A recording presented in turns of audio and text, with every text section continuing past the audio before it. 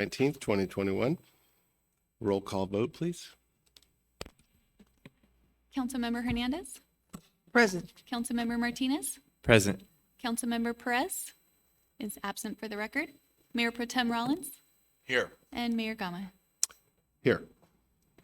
Are there any general public comments before we go into closed session? No, sir. Thank you. Mr. City Attorney, could you please read the closed session items into the record? Absolutely, Mayor Gama. We have 3 items on closed session tonight. The first one is conference with real property negotiators pursuant to Government Code Section 54956.8. The property in question is the vacant property on the west side of Market Street between Scott Street and Port Hueneme Road, otherwise known as the Market Street property. The agency negotiators are Brad Connors, City Manager, Charles Green, City Attorney, Kevin Spalding, Deputy City Attorney, Steve Kinney, Consultant, Karis Navigating. Under the negotiating parties are the City of Port Hueneme and the Oxnard Harbor District. Under negotiation is price and terms of payment. Closed session agenda item number 2 is public employee performance evaluation for the city manager, brought under Government Code Section 54957, subdivision B1. And the third item is public employee performance evaluation for city attorney, brought under the same Government Code section. Thank you. Do any council members have any conflicts to disclose for the listed closed session agenda items? Yes, Mayor Gama, I have a conflict of interest with the first closed session item because I own property within 1,000 feet of the Market Street. Okay, so we're going to exclude you from the first item and then we'll call you in once we conclude the first item. Okay? All right, thank you. We're now going to recess to the council chambers. Conference.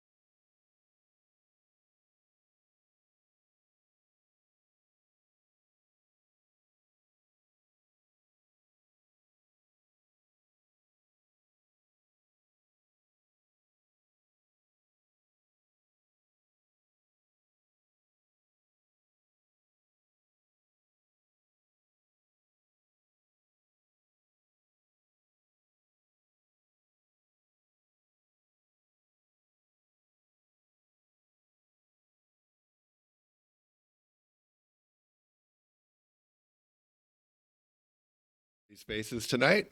This is our first meeting since COVID. I think it's been like a year and a half. Thank you all for coming out tonight. The time is now 6:30, and I'm going to call this meeting to order.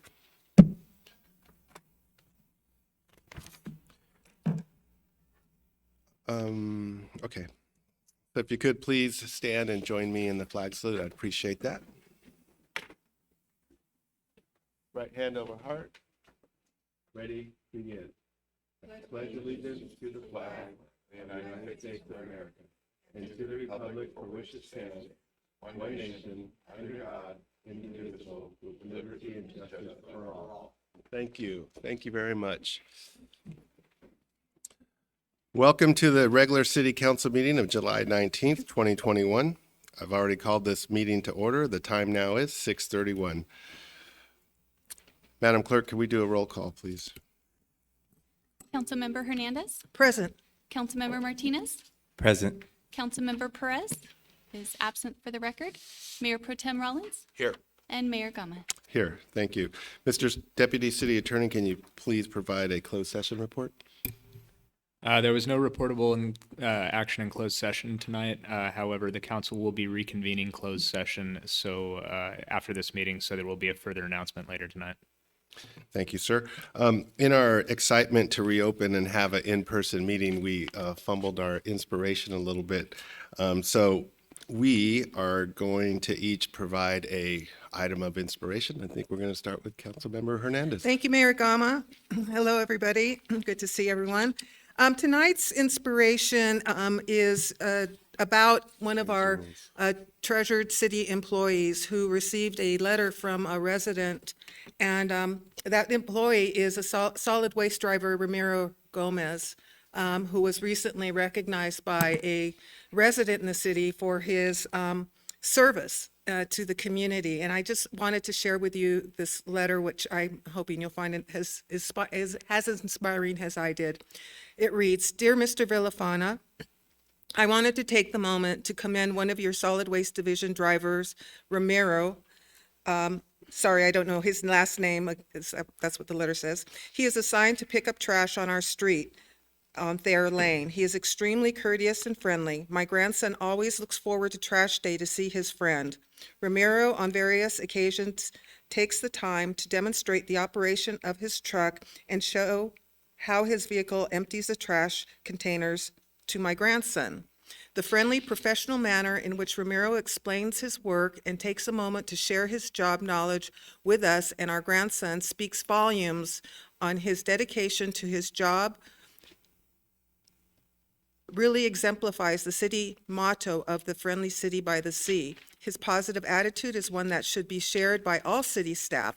On behalf of one of the a very happy 4-year-old boy and all my family, thank you for having such wonderful staff." And this is from Luis and Josie Astorga and Julian Sandu.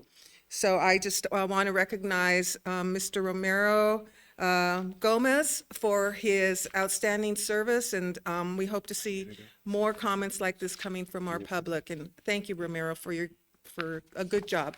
And Thank keep you up for the good that. work. That's awesome, and we'd love to hear it. Mayor Pro Tem Rollins, do you have a brief inspirational comment? Sure.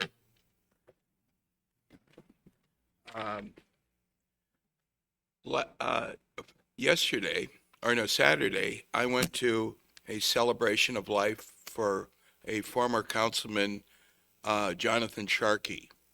And he served as a councilman for over 20 years. And I've only served as a councilman for 2.5 years. And I quickly recognized the exemplary devotion that any person who decides to take this role as a councilman takes. The amount of time and effort you spend talking to the public, trying to make the right decision. And whether or not you will agree or disagree with the decision a councilman makes, I was struck by somebody who could do this for 20 years, deal with all the different strife that comes about that. And he was an inspiration to me because when he was deciding to retire, I always have had great ideas. Gee, I wanted to change the world. I wanted to change Port Hueneme. And he quickly told me that, you got to kind of put your money where your mouth is. If you want to see change, you got to actively get involved in it. And that struck with me. And so, that's kind of why I had decided to run for the city council. And I hope that, his inspiration, or anybody who puts in public work and volunteers these years, and by any means, no one gets paid worth the amount of time that you put into it.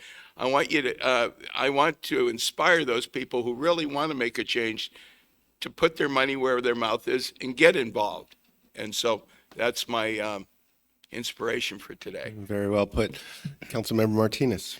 Yes. So seeing as the inspiration is meant to be short and brief, and today's a collaborative effort, I'm just going to keep it plain and simple. You all are my inspiration, and I'm thankful that you guys showed up today. Thank you.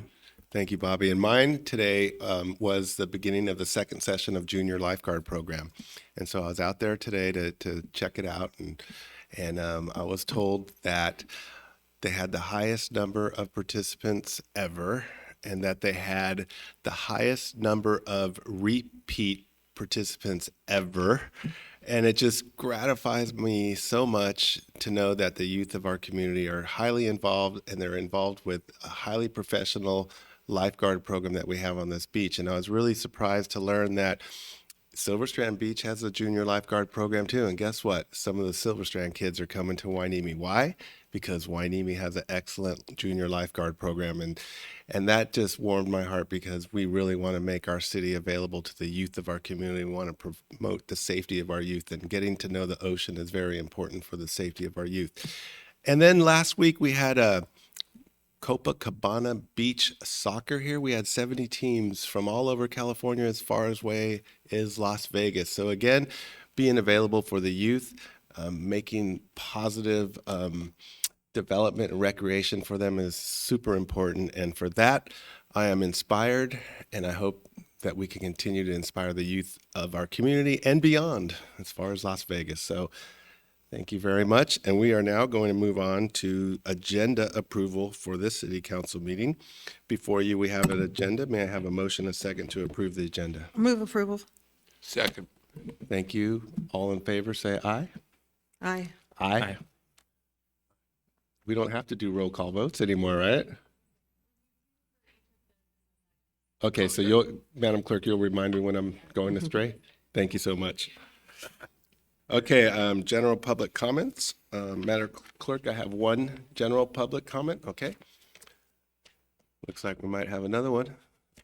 No? Okay. Not this time. Okay, and being that we're out of Zoom and I've never used a clock before, you're going to help me out on that, I believe? Yeah. Okay. Marshall, left court. Trash collection. Yes, thank you. Thank you, sir. I want to bring this to the city's attention. I just moved here to Port Hueneme from Santa Clarita Valley last September.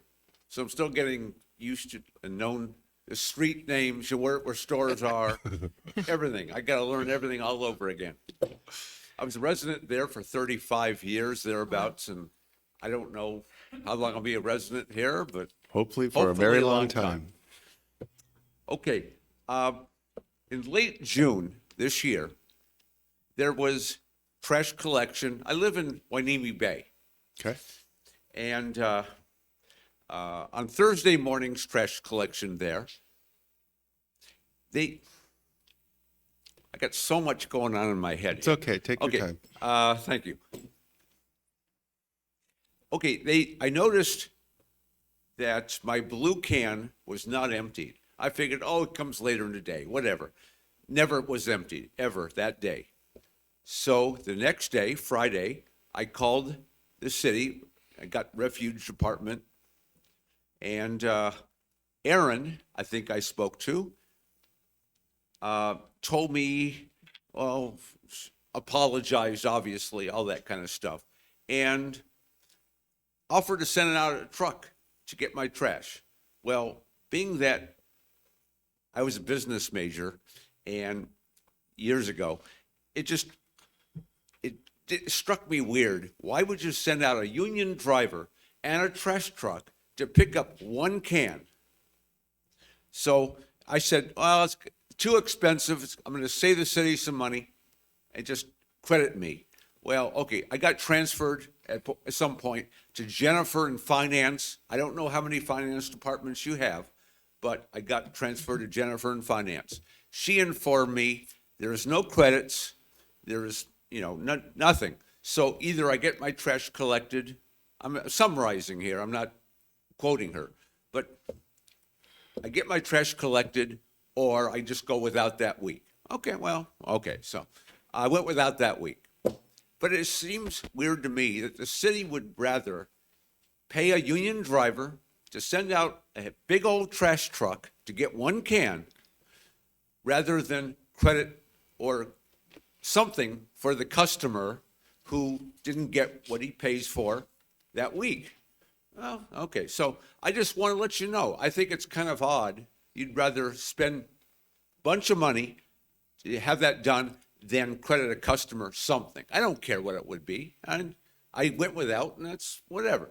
But that's just tells me something about the city also, the finances, because, the money's not yours, it's the taxpayers of the city. And I just think it's a wasted opportunity and a missed opportunity on the city's part, not to have something in place for those occasions when something is amiss. Okay, the other thing is my HOA been informing the residents that trash cans should be put out no earlier than 6 p.m. on Wednesday. So the majority of residents in Hueneme Bay have their trash cans put out in the alley. So it doesn't interfere with traffic. It's not an eyesore or something that it could be for some reason. Anyway, I'm just wondering when 6 months from now, 3 months from now, when it gets dark at 4:45, whatever, you still want people putting their trash out after 6 p.m., which could be perhaps hazardous rather than during daylight. I usually put my trash cans out in late morning, and I do a couple other neighbors at the same time because that's the kind of guy I am. Anyway, it seems odd to me. Is there any exception for Hueneme Bay, or it's all the same for everybody in the city? We're not allowed to respond to your public comment. Okay, well, I'm but just city asking. manager, I'm asking as we're here, and we thank you for your comments and Thank you. Thank you. Any more public comments? No? Okay. So we're going to move on to presentations. Number one will be the Green Business Program presentation by Mr. Salcedo. That was kind of scary. I'm not used to these live meetings. Thank you, everybody, for having me. And thank you to the residents for being here. This presentation is pretty much for everybody that is here for Hueneme. So hopefully somebody can.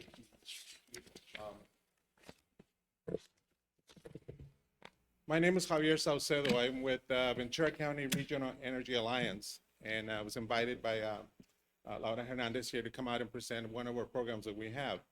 About 10 years ago, I was here with VCREA at night. You guys probably don't remember, but I was here changing all the lights into LED lamps during one of the nights. And I remember finishing this building here and heading over to the beach and doing the pier.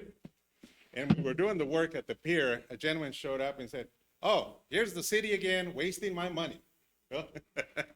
So I was glad to tell him, listen, it's not what you think it is. What it is the Southern California Edison is providing all the lights. It's new energy efficient lighting. And the city council has approved for us to put them in there. And now you're going to get a 70% reduction in our energy bill. So it's actually a really good thing that was here. And he looked at me, he said, "Really?" That's it. Yeah, it's, this is what's going on. You know, the lights are free and we're putting them in and you guys are gonna be saving a lot on your energy bill. So, the Energy Alliance has been here for a while. It's bringing services. Today, we bring you this other program that I think is gonna be helpful to the community. And hopefully, people that have businesses can sign up and I will come up and help. Okay? Oh, got to change. Okay, so the Green Business Concept is basically to help people encourage green practices through incentives, rewards, help. We come out to the businesses and we help them either certify or continue what they're already doing. A lot of them already doing recycling, they're reducing waste. But the only issue is that they're not being recognized. They really don't have something to say, hey, we're doing all this nice work. So the Green Business Program does that for them. We recognize what they're doing. We have a webpage concept where everybody signs up and they do, you know, the certification process. It's really easy. And our thing is to recognize them for the amount of work that they're doing by saving energy, by reducing waste, by doing better practices for the environment. You know, we got a beautiful city here with a beautiful beach, and a lot of the businesses, you know, are doing their work and they're doing their practices, and we just want to recognize them and give them a little bit of thumbs up and say, here you go, you know, you got something to be proud of. A lot of people say, well, you know, why are people getting certified? And usually what it is like once they learn about the program and they basically learn what the program's trying to do, they basically say, you know what, this is the right thing to do. A lot of my employees are already recycling. A lot of the, you know, head of departments are already doing their part. So it's really good for the company. The employees like it. You know, some of the measures that we implement or we suggest can give you return on investment really quickly. Like, for example, if they change all the lights to go to LED, well, you have like a, you know, 1 to 2 years return on investment, you will get your money back. Sometimes we run into things like where they have an old refrigerator, and if they replace that with a new one, they're definitely going to get savings. So it's really good. Plus, you know, the customers like it. When they walk in the door and they see a big sign that says you're a green business, they really enjoy that. They really enjoy buying and supporting the business. There's some benefits to becoming part of the program. You get a big digital logo that you can use on any of your marketing. You become part of the Green Business Network, which is sold through California and the United States. We have a Shop Green app that we have on their phones, and basically when you go to the Shop Green app, it tells everybody where you're at. So if somebody's looking for a green business to get some lunch, they can just pick it up and it'll show you, and then you can head over to that place. We also do a lot of social media. We try to get all the businesses to come out once a year and get recognized either by the city or get recognized by the board of directors at the county of Ventura. And different organizations like BCREA also recognizes those businesses that are, you know, making a difference. One of the benefits is when you sign up and you become certified, we help you with marketing yourself. So the businesses get what we call a marketing tool. And that marketing tool is already designed for you to basically paste and put your name in there and basically have some really nice either print material or digital material that you can basically send out or advertise with it. It's really neat. We started this last year. This last few months, and it's really helping businesses just look a little bit more green and, you know, get more information out there on the webpage. Part of the toolkit is our Shop Green app, and that's also on there. We do a lot of social media, Twitter accounts and Facebook and things like that. So the word gets out, promotes the businesses. So sometimes, you know, they don't have the money for a marketing department. So we help them with all that just to get the word out there once they get certified. So, some of the other things that they can do once they get their logo, it's a digital logo, so they can put it on pretty much on any type of advertisements that they want to do.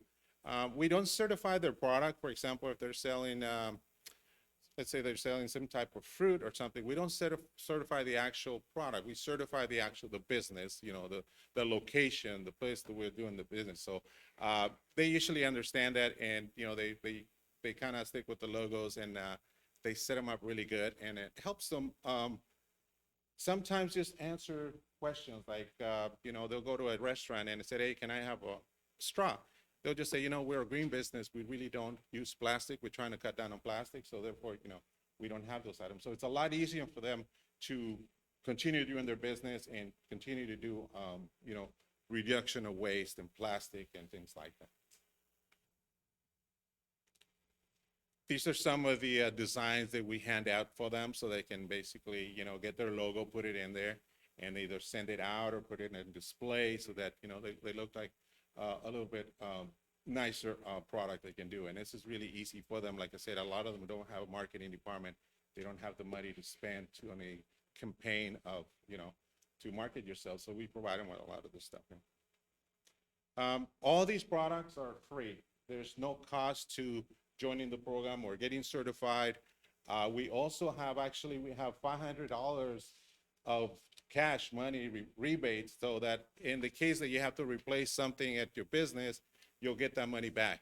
So for example, let's say that your printer is really old, is not Energy Star, is not saving you any energy, you can replace that machine and use the rebate to pay for that machine, because that's one of the measures they will probably ask you to do down the road. So you can use that rebate to replace some of those things, or simple things as just buying, recycled paper, or, different type of ink, things like that. You can save all your receipts and turn them in, and we'll refund you as much as $500.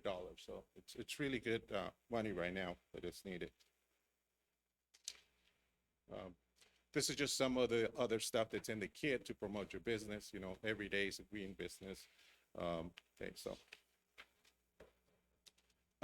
This is 3 years ago when we started. As you can see on the blue, that's the county of Ventura.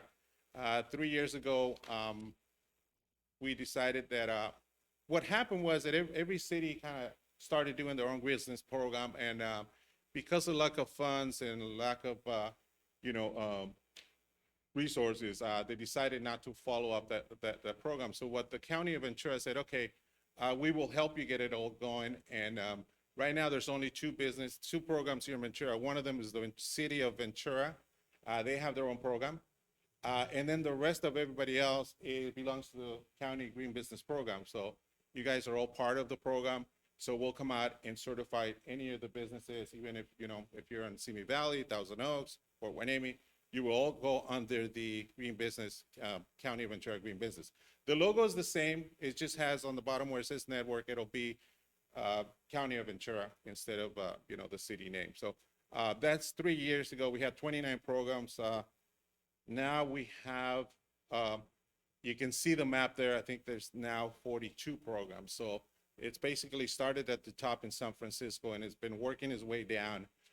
Every county looks at it and said, you know what, this is really good for the community, really good for business. Let's do it.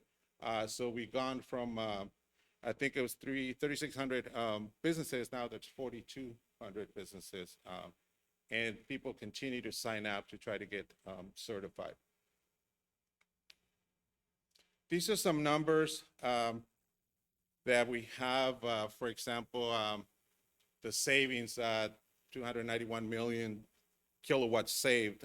This is the last report that we made. We have our fiscal, so it's kind of, our year ended last month, so we don't have the numbers for last year, but this is our last report. For example, 422,000 metric tons of GHGs, the green gas emissions, tons reduced. That's quite a big number. 249 million gallons of water saved. So this is all the measures that we're implementing all these businesses, and they're producing all these returns, all these savings. One of the things that you can see down here on the right is where it says CAGBEN, which is California Green Business Network, the amount of money that we're spending to reduce these tons of gas emissions, it's $5. Most other programs, it's taking then $163 to, reduce 1 ton of green gas. So the program is really good. We don't spend a lot of money to get these savings, and, the savings continue to come in. It's been pretty steady since 2017. We'll be getting a lot of those things. We got 30 new business sectors. Last year, we included agriculture, organic farms, labs, and food manufacturers. So that's different sectors where we're going after. And, we don't want to get really wide because it's kind of tough to continue to keep an eye on everybody and, just do our work. So we're going steady, a little bit slow, a little bit, but steady with our numbers.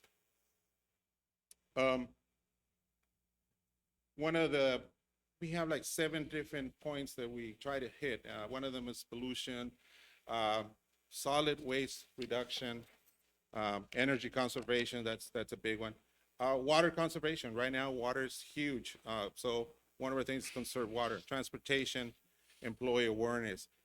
We know that every time we certify a program, a lot of the people change the way they run their business. The employees change a little bit. They start recycling. They start noticing things, and they take that information home, and then the home becomes green.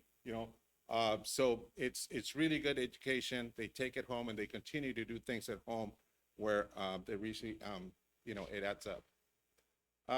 When I talk about pollution prevention, it's, a lot of people say, well, we don't have a lot of waste, but it's just simple things like all cans of paint. You have too many different cleaners. You have all lights that are just sitting around. So that's pollution. That's stuff that is not supposed to go in the dump or just supposed to go in the water. So we teach people to basically take care of that and take it to a place where it's actually going to be recycled and it's going to be not thrown in the dump. So everybody has some of this stuff here underneath their sinks or, just like that. So it doesn't have to be a big polluter system. It's just small stuff that you carry around for years, and, we help you move it out and put it in the right place. It's really easy to become a green program. So these are some of the logos that we use. For example, the Safer Choice logo is on every single cleaner, soap, things that you buy every day. So if you, from now on, start looking at these 3 labels, you'll be doing really well when it comes to using that product and, using it and going down the drain. It's a lot safer than some of the chemicals that are out there right now. So it's really easy. Everybody can do it. We do put out a employee green guide, resource handbook. It's got 37 pages of really good practices that all the businesses can go in there and take a look and say, what about this item here? They can go in there and look it up and really learn a lot about it. These are some of the businesses that, so this is the Green Resource book, or education book. These are some of the businesses that are certified around the area. At the top is Oldie Thompson. They provide all the spices to the local Costco and the other big store. The one on the right, that's your actual port. And down below is, it's a really lovely place up in Ojai. It's the inn, the retreat. It's just a place where you can go and rent a little spot and kick back there. And, it's almost like a small hotel. The other lady next door, she's a green landscaper. She produces landscapes. She'll come out and, do a landscape for you, and it'll help you reduce water, cut down on, invasive species. So she's a one-man business, one lady person business. And she was also able to certify because she had even though it was a mobile business, she did have an office at home. So it was a home office business, and she got certified, and she's really happy. She uses the decal on her truck, and she continues to do really good work. We decided that we need to do more when it comes to equity. resiliency. So we have in place some guidelines that we're following now to help those businesses that are in the lower income or, they're different language. And so we're starting to do a lot more and spend more time with those businesses to try to get them to certified. I know that the need is there, and I know that a lot of them are willing to do it. They just don't have the staff time. Maybe they don't have the funds. So we're gonna spend extra time with those businesses to try to get them to certified. This is the application. It's all on the webpage. You basically just look up, and there's 7 different categories there. And you basically, there's questions that the webpage is going to ask you, and you're going to ask yes or no, or it doesn't apply. If you have a problem, you can just hit, the flag, and I will see that, and I will call you back and say, okay, let me find out what you're trying to do here. So it's really easy. Anybody can do it. It's just you just gotta log in and get started. So the ask you today, if anybody here has a business or knows of somebody that you guys go and visit on a regular basis, please have one of the brochures or hand them my business card. I will go out there and tell them about the program and try to get them to start certified. Same thing for the public here. I got some information out there in the back. And please, if you have a business, please give me a call. Thank you. And if you have any questions. Thank you, Mr. Salcedo. Any questions? Sure. I have a Mayor few. Pro Tem. So once they become a business, how do you verify that they stay green? So the certification is good for 3 years. After 3 years, we will do a recertification. The second recertification is really easy because they already went through the process once and they're already following the practice. And it's usually, when I go back and recertify a business, it takes very little time because they've already been doing a lot of the practices that they started when they first certified. And how are you funded right now? So right now we get a amount of money from the from the CAG Bank, which is the Green Business Network at California. It's part of the Cal EPA grant that comes from the state. Okay. Also, I have to mention that every city provides us a fee to come out and certify businesses, so that's part of the funding also. So offhand, like what are the costs involved, like for a city and for the business itself to become certified? So for the business, it's really, it's a free, there's no cost. If there's any cost to, for example, let's say that you're using a lot of print paper. And I come in and said, we usually suggest that you go to a 30% recycled content paper. And said, okay, I'll get some of that. So if that, extra couple of dollars, that's something that's gonna cost you a little bit, you can also use the rebate for some of that. But for example, if you have a really old refrigerator that is not energy efficient, we don't make you take it out right now. You got to change it in order to get certified. We have something called a promise note that basically says if that unit quits during the next couple of years, when you go buy a new one, make sure that it's a Energy Star unit and then put it in there. Okay, thank you. I have a question. Thank you, Mr. Saucedo, for being here after a long time. We've been trying to get you over here. I have a question about home-based businesses. Does your program include home-based businesses? Yes, it does. So a home-based business, we're basically certifying the spot, the area where you work in. Okay. So that'll be your office. But we also do a home assessment. So we help you because we realize that your businesses might be one office, but you're using the rest of the house as restrooms, kitchen, break rooms, like. So we like to do a home assessment of the house to give you a report and let you know, hey, these are some of the things that you might want to consider down the road. Maybe some extra insulation up in the attic, or maybe go into a tankless water heater, or something like a heat pump, an electric heat pump. So we help you get your business certified with the small area that you have. We will also know that your house is basically where you're operating from, and we try to help you get some ideas on that. Okay.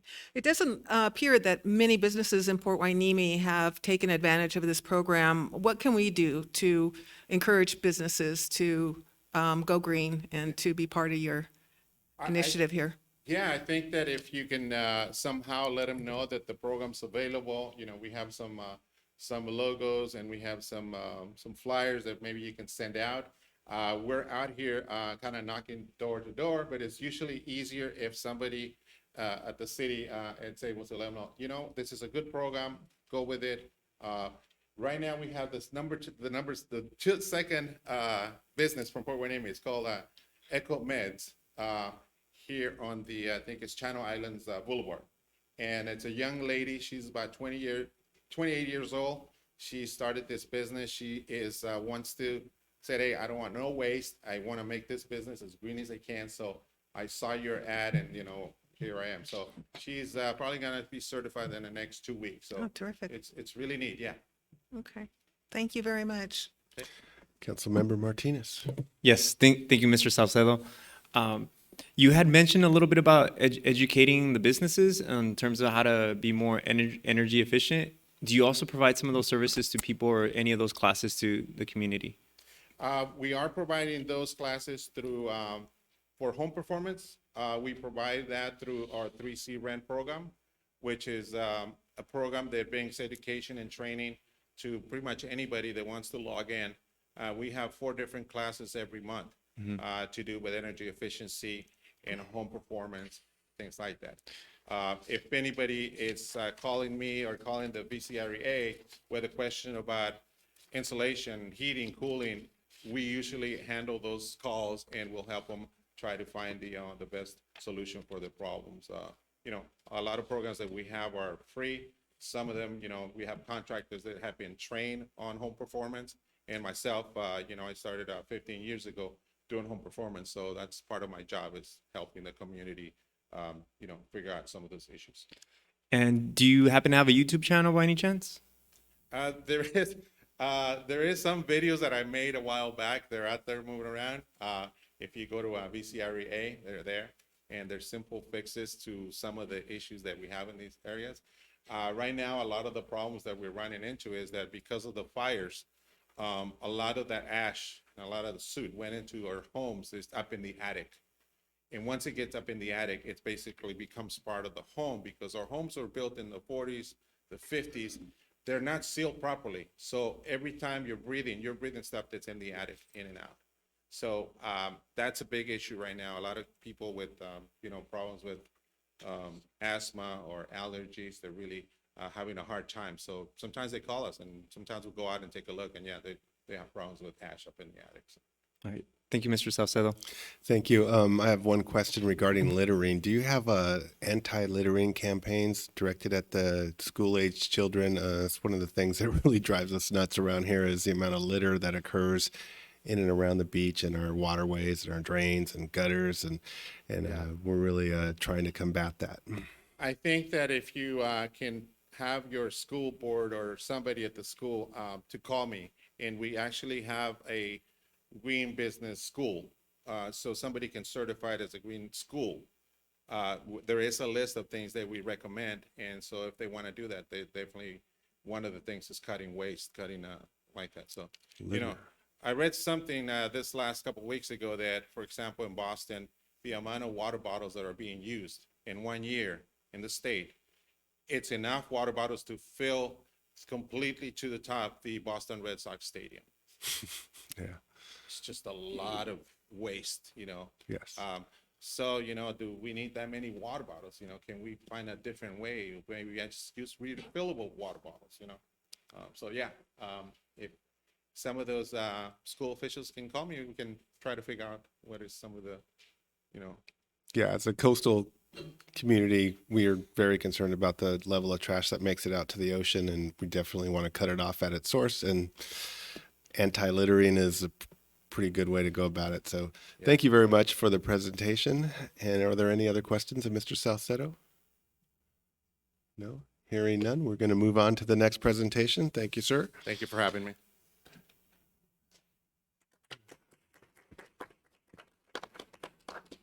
I think we have a theme tonight among our presentations, Joan. I was just going to say that. So I'd like to introduce it to everybody. Joan Tharp, she is going to present on behalf of Surfrider. Thank you for the introduction. Do I have?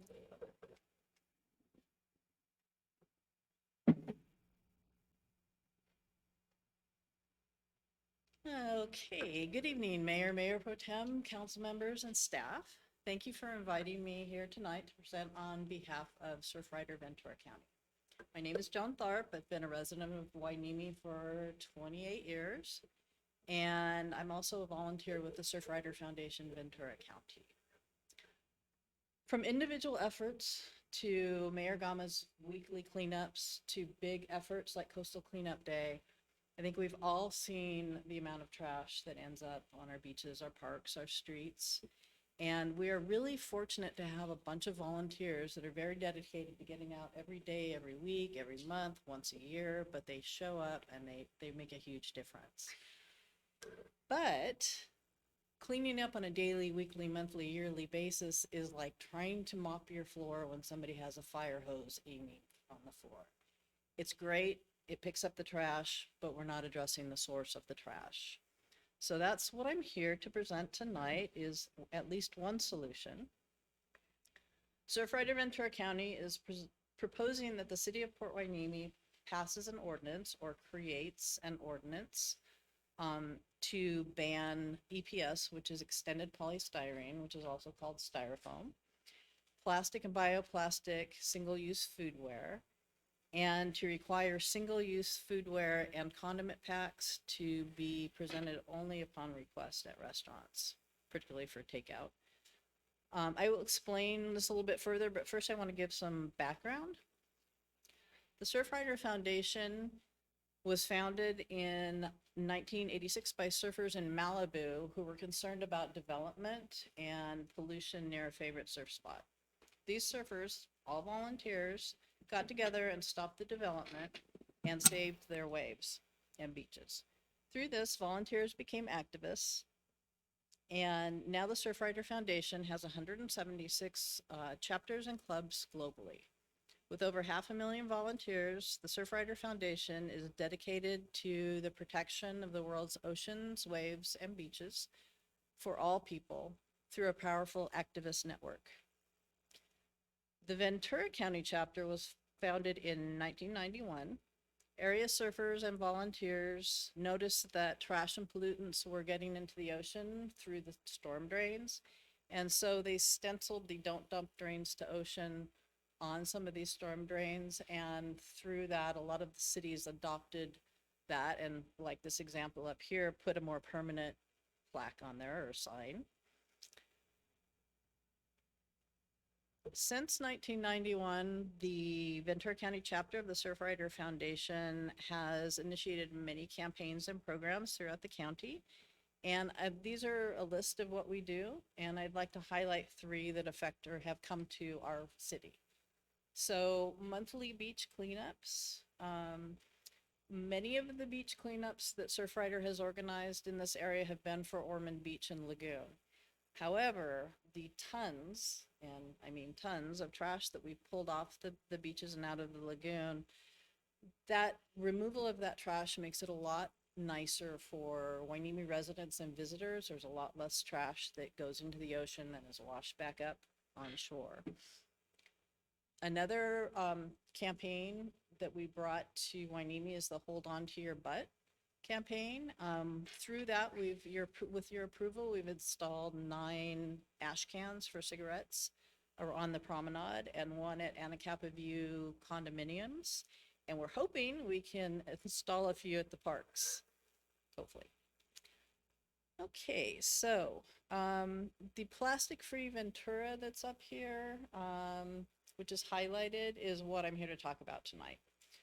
There are some other things. If you're interested in looking at any of them, you can go to surfriderventura.org and look into them, check them out. Okay. The chapter beach cleanup started in C Street in Ventura. The Surfrider Ventura County was really focused on Ventura at first, but we've moved on to Ormond Beach to do a lot of our cleanups, as I mentioned. This is a crew. This is before COVID, just before COVID. And we had a really great group of volunteers out there. Wanted to show you an example of why we're proposing this ordinance. EPS, this was from one beach cleanup of about 2 miles. And anybody who's been out cleaning up beaches and oceans can testify to the styrofoam being one of the worst things to try and clean up. But it's not just about the EPS, and it's not just about straws. Single-use plastics get dumped out of cars, they get blown out of trash cans and end up on city streets, parks, waterways, and eventually into the ocean, and then oftentimes washed back up on the beaches. And this occurs across the globe. One of the big problems that we've created as humans is these 6 man-made disasters called gyres. Gyres are swirling masses of trash that never biodegrade. The largest one is the Great Pacific Garbage Patch between the US and Japan. This is from land, containers lost at sea, fishing gear that gets left, but it's mostly plastic, mostly little pieces of plastic. And it's been estimated that by 2050, there will be more plastic than fish in our oceans. So here are some examples of why we would like to have the city of Hueneme ban EPS and plastics. This is not a picture from the city of Hueneme, but this is just trash that was in the street. This one is from Hueneme. This is the fence at the Chumash Creek. And as you can see, there's a styrofoam clamshell and a single-use plastic bag that was caught by the fence and prevented from going into the ocean. This is little teeny pieces of EPS in Ormond Lagoon. And this is what it looks like when it gets washed up on the beach. EPS is particularly nasty because it breaks up into little smaller and smaller pieces that never biodegrade. So it gets very small, floats around in the ocean, it gets eaten by fish and birds, it gets into the food chain, it gets into us. And in fact, they've found plastic at the bottom of the Mariana Trench, which is horrible. Okay, so the city of the city of Ventura passed an EPS ban effective July 1st of this year. Surfrider volunteers collected 70 letters from food establishments in support of this ban. And just here are some examples of what those food establishments were. So I think there has been some concern about the impact to food establishments, but what we found out is either the restaurants and food trucks and coffee shops have moved away from EPS, and in some cases away from single-use plastics. And, you know, we found them to be pretty supportive of this effort.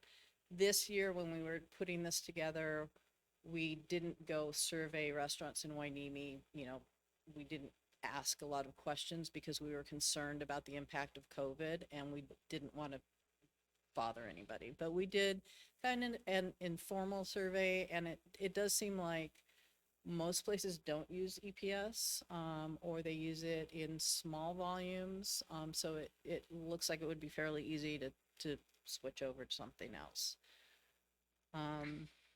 In addition to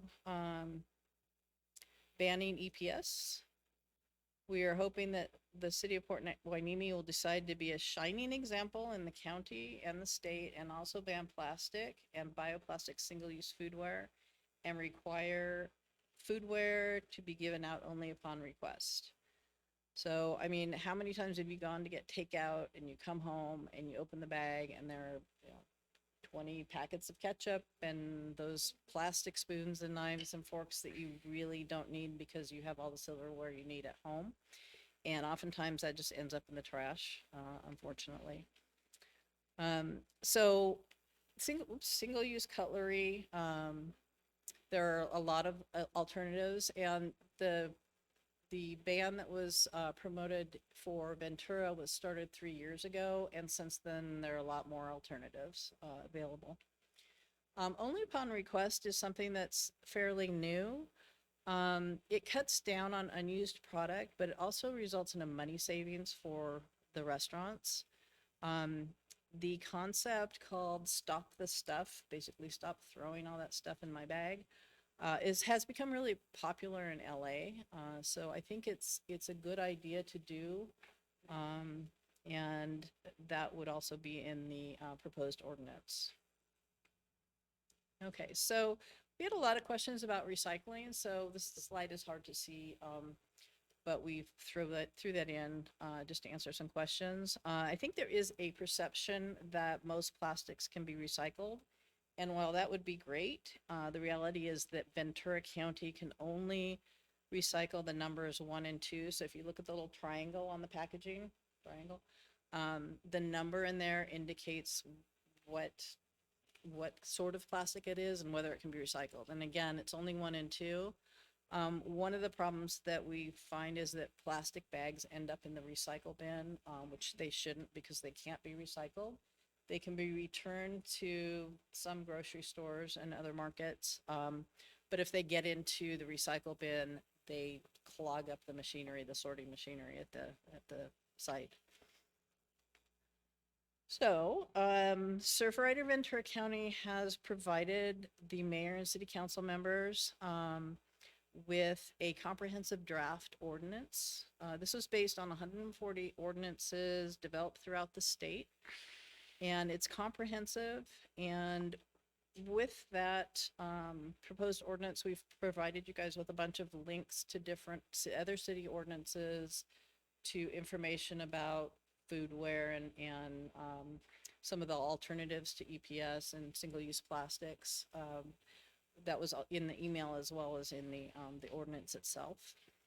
So what we're proposing is that the city adopt an ordinance to ban expanded polystyrene, the EPS, the styrofoam, ban all retail unencapsulated EPS products. So if it's encapsulated in a hard plastic that it can't escape from, that's fine. But something like the old styrofoam coolers that you can break up with your hands, that would be part of the ban. Ban plastic and bioplastic single-use foodware. Bioplastic sounds good, but a lot of it is not actually biodegradable or recyclable. So then that comes to require single-use foodware to be recyclable by the city or biodegradable. And then also the skip the stuff part require that appropriate single-use foodware is only provided upon request. So I'd like to ask you and the citizens of Hueneme to support our EPS ban. And thank you again for having me here. And if you have any questions, I will try my best to answer them. Thank you, Joan. Do we have any questions? Councilmember Hernandez? Yes. Okay. Thank you, Joan, for the presentation. Really appreciate it. And I'm glad we finally got you on the agenda. So the city has all the information we need to put forth the ordinance. How is it working? And I know that you've already worked with the city of Ventura, correct? Yes. So how is it being received in the city of Ventura so far? From what I've heard, before it was enacted, it was well supported. I mean, there are always going to be people who, don't support it or maybe a little leery about what it's going to cost business. But generally, it's well supported. Yeah, and you shared with me a while back about the businesses being fairly receptive to changing out the styrofoam and using the biodegradable products, the utensils and containers. And some of them, is it true that they were already using that? Do you find that common among most food businesses, or is it take some encouragement on our part to do that? I think for EPS, it's fairly common. I think that most people recognize that EPS is a problem, and it's also a perception for the restaurant. I think people are becoming more and more green, and so they walk into a restaurant and they get the styrofoam container, maybe not that happy about that. So that, it's been well received. Thank you. Councilmember Martinez? No questions. Thank you, Joan. Mayor Pro Tem Rollins? The biggest issue all the time is on cost. Right. And so has Surfrider done any kind of comparison to using styrofoam versus, these plastic containers versus the biodegradable ones? And I've seen all three of them in different restaurants that I've gone to, but Have there been any kind of, what is the cost to? So I wasn't involved in the assessment, but Surfrider did do an assessment when they went to Ventura, and they looked at replacing everything from, the straws to the cups, to the little condiment cups with the plastic lids, soups, the whole thing. And they found that it was about 25 cents per serving with all of that. But for one thing, that was about 3 years ago, so costs have changed. There are more products available, and we can't recommend anything, so there are a ton of different options out there. So it depends on how much the restaurant orders, if they order in big bulk or smaller bulk. So, I mean, that's about the best I can give you, was that assessment. Like I said, we can't recommend a particular vendor or any particular, product. But I think we provided you with a link to some of the options that are out there. My wife told me the other day that she got some materials shipped to her, and they were biodegradable styrofoam. Is there such a thing? I had a hard time believing that. And I Well- never want to doubt my wife, but I was kind of concerned about that. There Been is married a a long product that's time. biodegradable. It's not styrofoam, but like the packing peanuts, there are I think it's made out of cornstarch. So there are biodegradable options for things like that. Okay. Thank you. One of the questions I have is, it's really neat to be near a cardboard recycling plant, although there are some issues with it. But styrofoam versus cardboard, do you know the cost differential between the two? Because I that, sure don't. I do not know that. yeah, because when we're doing beach cleanup, I'll, risk breaking my neck trying to get a piece of plastic out of the lagoon. But when it comes to a napkin or cardboard, it's, it's going to degrade and it's going to take care of itself. Yeah, I mean, you don't want to see it thrown out and onto the streets, but it does biodegrade. It biodegrades, whereas like the EPS and most of the plastics don't. Yeah, it seems to me like cardboard is a really good alternative to styrofoam. And then I think about like Amazon coming to town and they put these big styrofoam sheets in boxes and then they break up. I had one I was trying, and how are you to properly dispose of styrofoam? Is there a suggested method? Because it's very difficult. The only thing that I would suggest is to try and reuse things like that as much as possible. I mean, you can't recycle it. You can just throw it in the trash. Yeah. So, And then on the condiments, that's a big issue around the beach. And, sometimes I thought maybe we could have an ordinance where we could work with the local fast food industry to say, okay, how about you charge a quarter to the kid that wants 13 of them? But oftentimes, and this, we come across 13, 14 unopened packs of taco sauce, thrown in the street, and then the seagulls get them and drag them around. So does Surfrider have any ideas on how to curb that issue with the condiments? So the suggestion in the ordinance is to make it available only upon request. That doesn't stop somebody from requesting, 13 packets of taco sauce. So no, you can certainly, with the ordinance that we've drafted and proposed for you, you can certainly do what you want with it. It's a suggestion and it's very comprehensive, and we would love it if you guys would adopt everything. But if there is something you can think about with the condiments, if you want to require that the restaurants charge an extra nickel or something, that's up to you. And what about our neighbor, the city of Oxnard? One of I my knew you were going to ask You me knew I that. was going to ask you I that, know, right? yeah. So one of my concerns is that, okay, so if we were to do this and, we're still downstream from the flood control and, we saw a picture last week, where we've done a wonderful job of cleaning our beach, and then we look upstream and we see, oh, look, we can see what's coming with the next rain cycle. So is there any desire to regionally try to work with the city of Oxnard and the city of Port Hueneme? Because if we could do it together at the same time, then it seems like it could be really most impactful. That, well, we plan to go to Oxnard next-ish. So we're coming to you, and then we're going back to Ventura, because Ventura banned the EPS, but they didn't ban the single-use foodware. So we're going to go back to them and see if they would adopt, add to the ordinance or adopt an ordinance for the single-use plastic. Then we're going to Oxnard next. Oxnard is a huge, very diverse city with lots of restaurants and food establishments. So I anticipate it being a few years before we could actually, persuade them to do something. But the waterway, the Ormond Lagoon waterway that you took pictures of, we went upstream up to Oxnard Boulevard where Rice Road drains, runs through, and it runs down into the lagoon as well. It's as bad or worse than what you saw. So it really is on our list of things to do, because Oxnard has probably the biggest impact in terms of trash that's getting into the ocean. Yeah, so we have an opportunity to get more and more people involved in what we're trying to do, and I hope conversations like this are going to inspire more people to get involved and help us do what we do.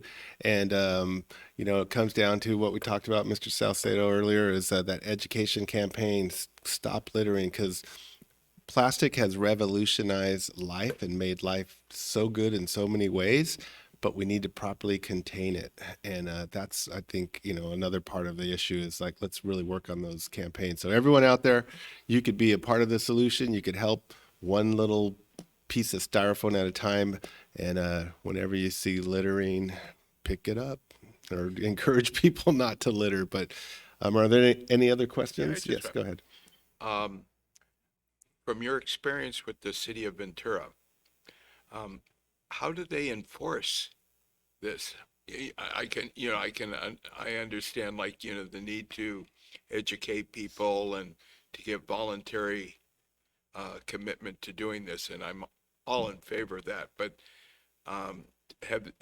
in your conversations with them, who enforces it and how do they enforce it?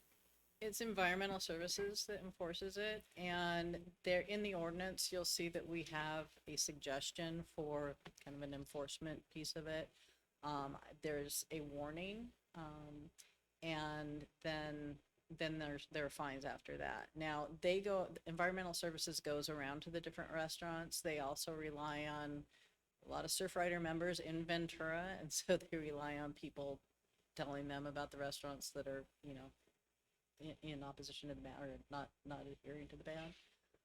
So that's it. The Environmental Services, one of the people that's involved in that is very involved with the Surfrider Foundation as well. So that's who's doing it in Ventura. Does Surfrider, or perhaps it's the green business that we just talked to, provide some kind of a positive marketing to show that, in fact, we don't use this type of stuff? We do have a program called Ocean Friendly Restaurants, and that's a certification program. So it's basically kind of the same thing, where they're using all biodegradable, recyclable products, no EPS, etc. So that is one thing. Whenever we have, it's like our Hold On to Your Butt program with the sponsors. With the Ocean Friendly Restaurants, they are on the Surfrider webpage. They're in the newsletter that goes out monthly, so they are promoted as a business. And certainly, if Wainimi adopts the ban, especially all three parts of it, because you would be like the first to do that, you would get a lot of recognition as well. Well, thank you very much. And on behalf of the city, I want to thank Surfrider and you and Laura and Cassie and all the other volunteers that have come out to Wainimi Beach over the last almost 5 years and helped us during the California coastal cleanup down at Arnold Road, we all share the ocean, we all share the air. And so we really appreciate the fact that you're involved and you are passionate about the environment, as we all are. So thank you so much. Thank you. Thank you. Okay. Excuse me, Mr. Mayor, do we need a motion to direct city attorney to follow up on this action? No? agenda items? Okay, thank you. Thank you. Okay, we're going to move on to the consent calendar agenda. Number 3 is approve the minutes of the city council meeting for the regular meeting of July 6, 2021. The recommendation is to approve the minutes. Receive and file the finance cash disbursements from June 24th, 2021 through July 12th, 2021. The recommendation is to receive and file the disbursements. Second reading by title only, waiving full reading of the text and adoption of an ordinance approving development agreement number PHDA 889, Red Mule Group LLC, cannabis micro business located on 700 East Port Hueneme Road. The recommendation is to read by title only, waiving full reading of the text, and adopt an ordinance approving and adopting a development agreement under Government Code Sections 65864 to 65869.5 and ordinance number 727 and ordinance number 734 of the Port Hueneme Municipal Code relating to the operations of a cannabis facility, Red Mule Group LLC. Number 6, authorize to award a contract to J&H Engineering General Contractors Incorporated to resurface Ocean View Drive. The recommendation is to authorize the Public Works Director to award a contract to J&H Engineering General Contractors Incorporated to resurface Ocean View Drive, authorize the appropriation of gas tax funds for this project, and authorize the city manager to execute the contract. Number 7, authorize to award a contract to J&H Engineering General Contractors Incorporated for resurfacing the beach promenade. Recommendation, authorize the Public Works Director to award a contract to J&H Engineering Incorporated to resurface the beach promenade from Market Street to Lighthouse. Authorizes the appropriations of gas tax funds for this project and authorize the city manager to execute the contract. Number 8, authorization to award a contract to J&H Engineering General Contractors Incorporated to resurface Ann Avenue neighborhood. The recommendation is to authorize the Public Works Director to award a contract to J&H Engineering to resurface the Ann Avenue neighborhood. Authorizes the appropriation of gas tax funds for this project and authorize the city manager to execute the contract. May I have a motion and a second to approve our consent calendar? Mr. Rollins. On one of the items about Red Mule, I had to recuse myself because I live close to where they're going to be building that. Do I need to recuse it, or do I just need to not vote? We could separate the item, right? Right, we can separate the item out, but because this is a consent calendar item, there is a different process, and we are now in a live meeting. So, city council members who find themselves conflicted on the consent calendar are not required to leave the room. They simply may not participate in any discussion, which there shouldn't be any, and they need to abstain from any voting. Right. Mayor Gama, I will also need to recuse myself on conflict of interest number 5. I believe I have a reasonable, foreseeable, material, financial conflict with respect to a potential business venture. Thank you. Okay, let me get my notes correct here. So we are going to pull item 5. And that's the only item we're going to pull. Is that correct? That's correct. One of the ways that I can suggest moving forward is to vote on every item that's not item 5, and you can allow all 4 council members to vote, and then have just a roll call vote on item 5 with the 2 remaining council members voting. Okay, so I will accept a motion for the consent calendar excluding item number 5. To approve. Thank you. All in favor, say aye. Aye. Aye. Motion passes unanimously. Okay, so now we are going, can we approve an item with 2 council members? Because we're short one. This is called the present and voting rule under Rosenberg's rules. So the 4 council members are counted for purposes of a quorum. We have a quorum even if 2 members are not voting. Now all we need is a simple majority vote. Since there are 2 council members voting, it would need to be unanimous between you 2. Okay, think we could do that? Okay, here we go. I'm going to make a motion to approve item number 5. I will call for the vote. All in favor? Aye. Motion passes. All right, that was easy. Okay, we're going to move on to public hearings. Adopt resolution granting special use permit number 19-21 for the Wainimi Beach Festival event. Tony Stewart, Director of Community Development, and Chief Salinas will be the presenters. The hearing is now open at 7:42 p.m. Do any members of the council have any conflicts to disclose? Hearing none. Madam Clerk, do you have proof of publication as required by law? Yes, sir. Thank you. Do we have a complete file of reports and exhibits? Yes, sir, we do. Thank you. Will staff please present the report? Good evening, Mayor, Mayor Pro Tem, City Council, City Manager, City Attorney, City staff, everyone joining us this evening. It's nice to be back. I also haven't been up on this podium here for almost 18 months now, so it's nice to get some face time. So I'm here to present on the Wainimi Beach Festival, where we are requesting a special use permit to operate the festival at the Wainimi Beach Park, along with the council's consideration of a potential name change back to its original name to the Wainimi Beach Festival. Before you, you have a staff report, but I'm going to present a presentation which will provide City Council with all the details of the Wainimi Beach Festival and entertain any questions following my presentation. As I've presented on this before, the Wainimi Beach Festival will be held at Wainimi Beach Park on August 28th and 29th. That's a 2-day weekend. The event will occur in both parking lots B and C along Ocean View Drive as well as Surfside Drive. It will occupy parking lots A and E as well, so that's also included in this request. The operating hours for Saturday, the first day on August 28th, will be from 11 a.m. to 7 p.m. and we will be adding an additional 3 hours so people can enjoy the carnival part of the festival and allow other residents that couldn't get there between the operating hours to enjoy the festival.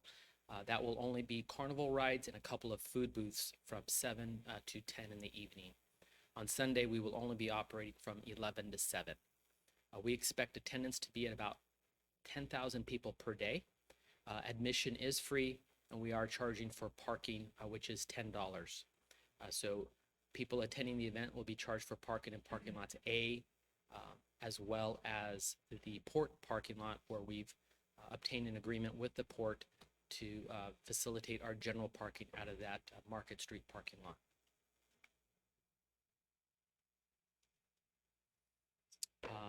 Part of the event this year, we will include a live entertainment. We will have a sandcastle building contest. We will have a sidewalk chalk exhibition. We will have a VIP lagoon, a main stage, which will have 3 main acts on each day. We will have an arts and crafts aisle, a hang 10 fun zone, food and drink, which will include 10 food booths and 4 food trucks for a total of 14 food vendors. A cannabis cove, which I'll go into a little bit later, as well as a community stage where we will be welcoming local acts as well. So there'll be 2 stages, the main stage in parking lot B and a community stage in parking lot C. So here's an overall, a general map of the festival. I will go into greater detail and actually have closer shots so we can see some of the finer detail. But to point out just a few things with this map, on the bottom you'll see the sand building contest there on the sand. There will be 2 entrances to the event. The main entrance, which will be on Surfside Drive in front of the Ocean View Pavilion, as well as the beach entrance, which will be located right there near the Alaska Memorial. On your left, where the pier parking lot is at, you'll see what indicates a production lot. We will be using that lot to stage all of our equipment, which includes tents, tables, chairs, golf carts, and our ice truck, our Pepsi trailer, just a number of large items as well. And then in the remainder of that parking lot A, we will have handicap and VIP parking in that parking lot.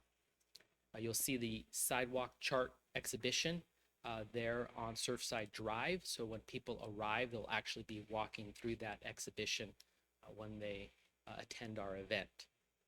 You'll see those two marks on Surfside Drive. That indicates where we will be closing the street. The one on the left, which is in front of Surfside 4, that's where we'll be closing it off right next to parking lot A. That will also be our shuttle turnaround and drop-off point, where our guests will be shuttled from the Port Market Street parking lot to that location.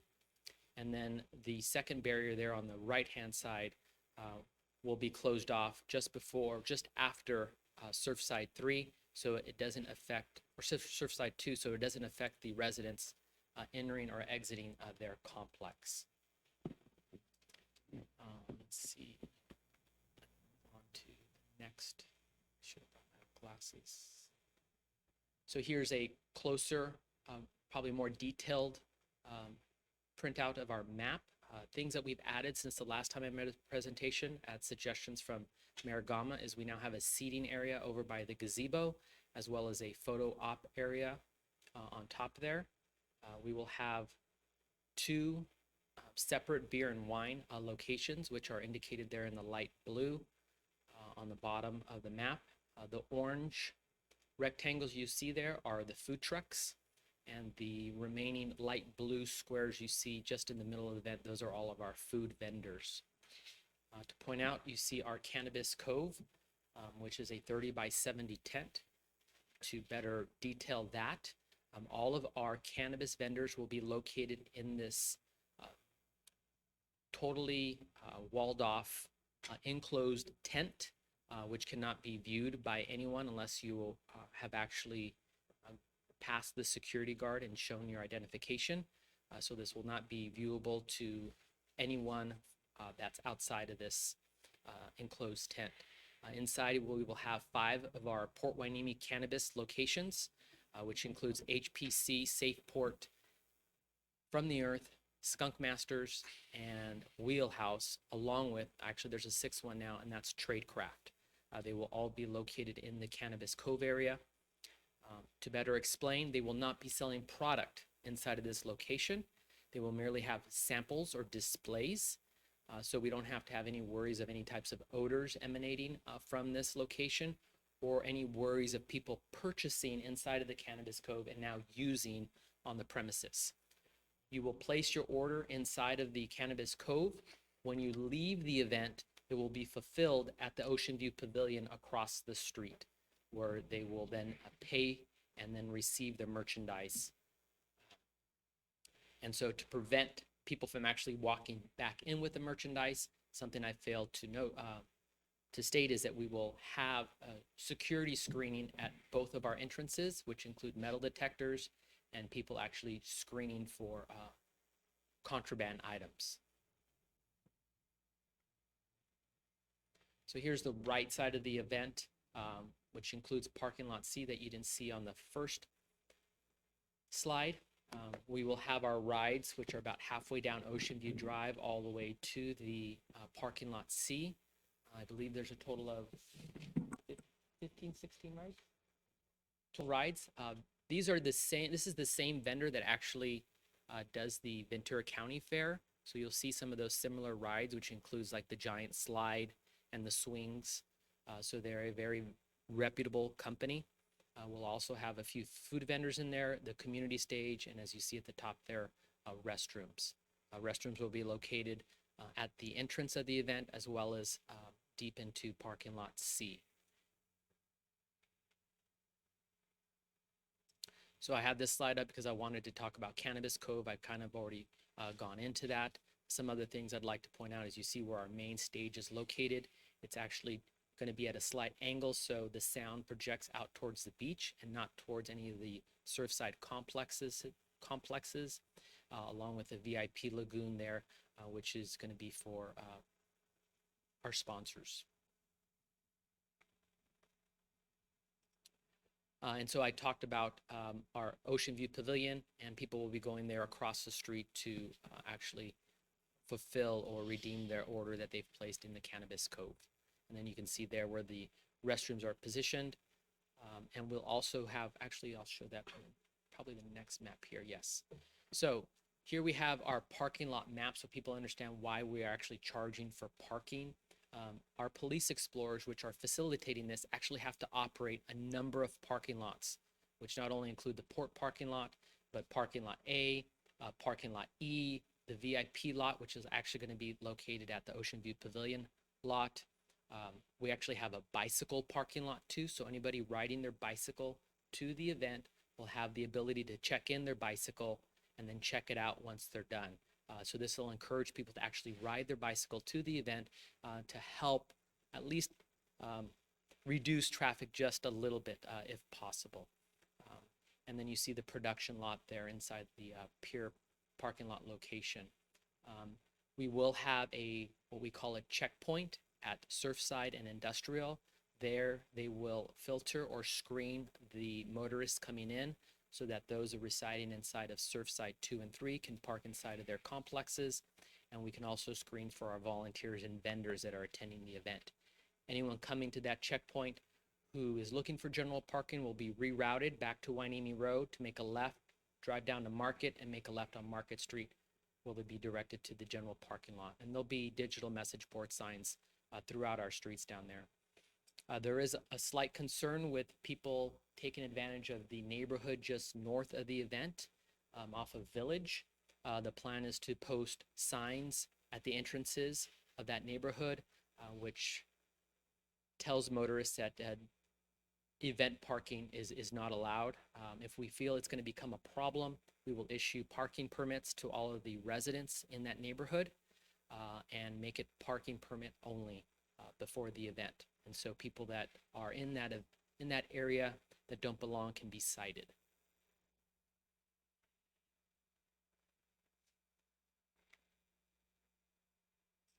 So setup will occur on Tuesday before the event. Setup will include actually marking or chalking the area on Tuesday. So it will require us to close Ocean View Drive as well as parking lots B and C. The reason for this is the tents and some of the heavy equipment arrives on Wednesday, which will allow us to start really get into setting up on both Wednesday, Thursday, and Friday. A reminder that we have to set up a very large main stage, sound stage with a big screen on it. So that takes some time, as well as setting up all of the carnival rides.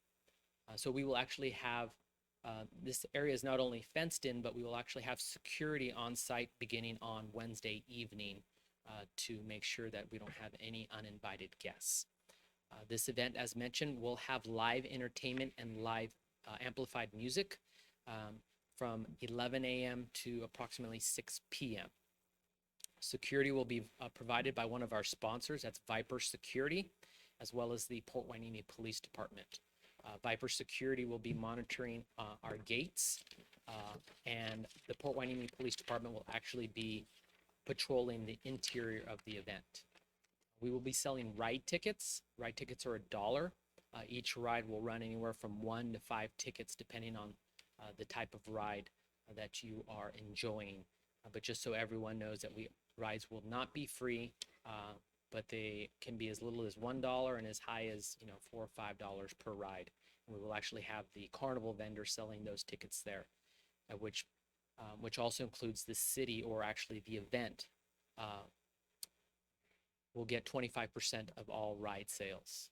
And then if anyone needs more information about the event, they can actually go to our website, which has actually been revamped, which is www.huenemebeachfestival.org. And this is one of the pictures from the website.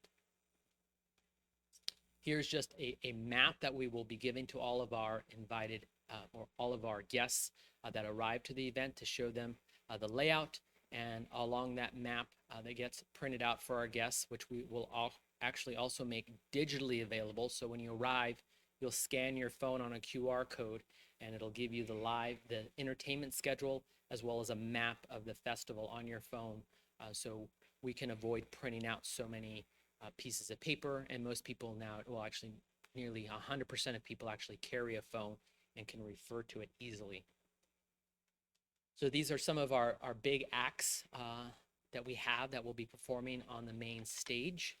This is thanks to our sponsor, From the Earth, who has is paying not only for the entertainment, but the main stage as well.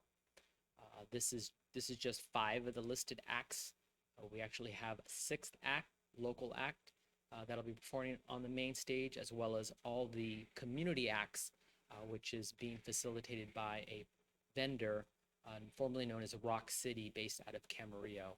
And they'll be scheduling a lot of our local bands, high school bands, and whatnot on the community stage.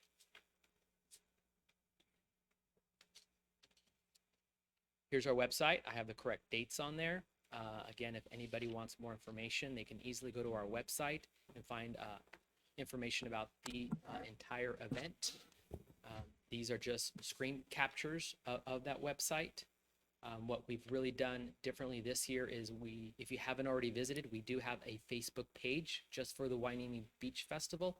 I encourage you to visit that Facebook page along with an Instagram page dedicated to the Hueneme Beach Festival. And nearly every day we're pushing out information such as our acts, the type of food that people can expect, encouraging people to join our sandcastle building competition, and to kind of advertise all the different attractions that we're going to have, such as our sidewalk chalk exhibition. If you want to volunteer at the event, this is on our website. This is also something that we push out on Instagram and Facebook. It's very easy to volunteer for the Hueneme Beach Festival. All you have to do is go to our website. You click there on the menu bar and you'll get this application there on the right, which you can email to us. And we will need approximately 50 volunteers per day. So we're encouraging our community members to apply and to help us. Thank you, Chief Salinas. Does any council members have any questions? Let's see. I can skip that one. I just wanted to show you really quick all of the sponsors that we have signed on, which includes Pepsi, Chevron, the California State Lottery, a majority of our dispensaries, T-Mobile, Ventura County Credit Union, Premier America, our Holiday Inn Express, Geico, Budweiser. I mean, the list goes on. So we're really trying to showcase our community by bringing in some of these big sponsors. And in light of COVID, we are implementing a number of guidelines. We're putting 12 hand washing stations, extra hand washing stations in and around the event, especially in the food area. Masks will not be mandated for those who have been vaccinated. We are actually still seeking a sponsor because we plan on passing out hand sanitizers to all of our patrons attending the event, so they have that with them. We will provide free disposable masks at our entrances for our guests. We will also have a volunteer corps who will be cleaning up all of the seating areas and eating areas on an hourly basis.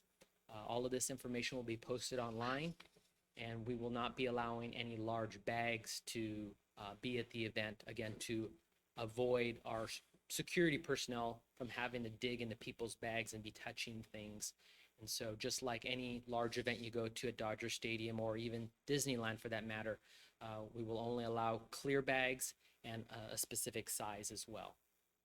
But you can still bring in blankets and umbrellas and those types of things. It's just articles that need to be searched that we are trying to avoid. And one last thing, just because I know this is going to be a topic. So in the staff report, it talks about the name change of the Hueneme Beach Festival. The current name of the Hueneme Beach Festival, I keep saying that, is actually the Tony Young Hueneme Beach Festival. And so I'd like to read what's actually in the staff report, especially for those that are joining us via our feed, as well as some comments that I have to make. So in 2009, the Hueneme Beach Festival name was changed to the Tony Young Hueneme Beach Festival during a council meeting, which was attended by 3 members of City Council. This was following the death of Councilmember Tony Young the previous December. This was voted on in February. So the name change would require an action of council. So they changed it from Hueneme Beach Festival to the Tony Young Hueneme Beach Festival. So now it would require an action from council to unwind that decision. The event organizers are committed to continuing the recognition of Tony Young through other means during the festival. During the official opening of the event on Saturday morning, Ms. Young will be remembered for her past role in celebrating and supporting the festival, and for her 7 years during which the festival celebrated her name. There's also a permanent feature created on the festival's website, which highlights her contributions to the community through her years on the city council. And I should have showed that to you, but right now, if you were to go on our website, you'll actually see the Tony Young legacy page. So it is far more common to memorialize persons of stature by naming physical facilities for them rather than events. Because the community stage will be the focal point of highlighting the role of our community organizations in Port Hueneme, the event organizers intend to have her name attached there so that it becomes the Tony Young Community Stage. And something that I also like to add to the staff report, the Hueneme Beach Festival is actually moving from a local community festival to a regional event that attracts guests from across the county and state. The internet and social media has allowed us to do this. In order to receive the large sponsorships from well-known companies which allow for future sustainability, we need to increase our reach and our attendance. Sponsorships are driven by data, just like you commonly see with the price of Super Bowl commercials as an example. With that, the event is being reinvented after 6-year hiatus. For so many years, the festival has been tied very closely to the finances of the city. So with this new rebirthing, which includes a new site design, many new sponsorships, and new coordinators, our plan was not only to rethink how this event was operated, but to reset the name of the festival to its original name, which stood for the first 10 years. While the event is hosted by the city of Port Hueneme, it is now almost entirely funded with private dollars. So these are some of the reasons behind the suggested name change back to the Hueneme Beach Festival. So with the approval of the special use permit, we are also requesting the name of the festival to return to its original name. So that concludes my comments. Thank you. We'll open up for questions. Council, any questions for Chief? Sure. Mayor Pro Tem I have some. Mullins. Thank you for the report. I'm excited that we're going to actually have the Hueneme Beach Festival, and I credit the staff and the council for the fact that I think we're going to be one if not the only festival going on during that time.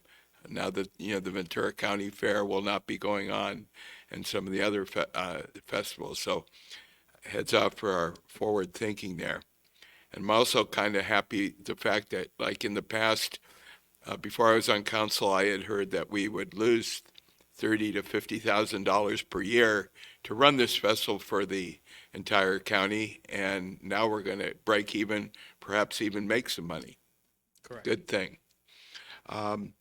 Couple of things. The fees.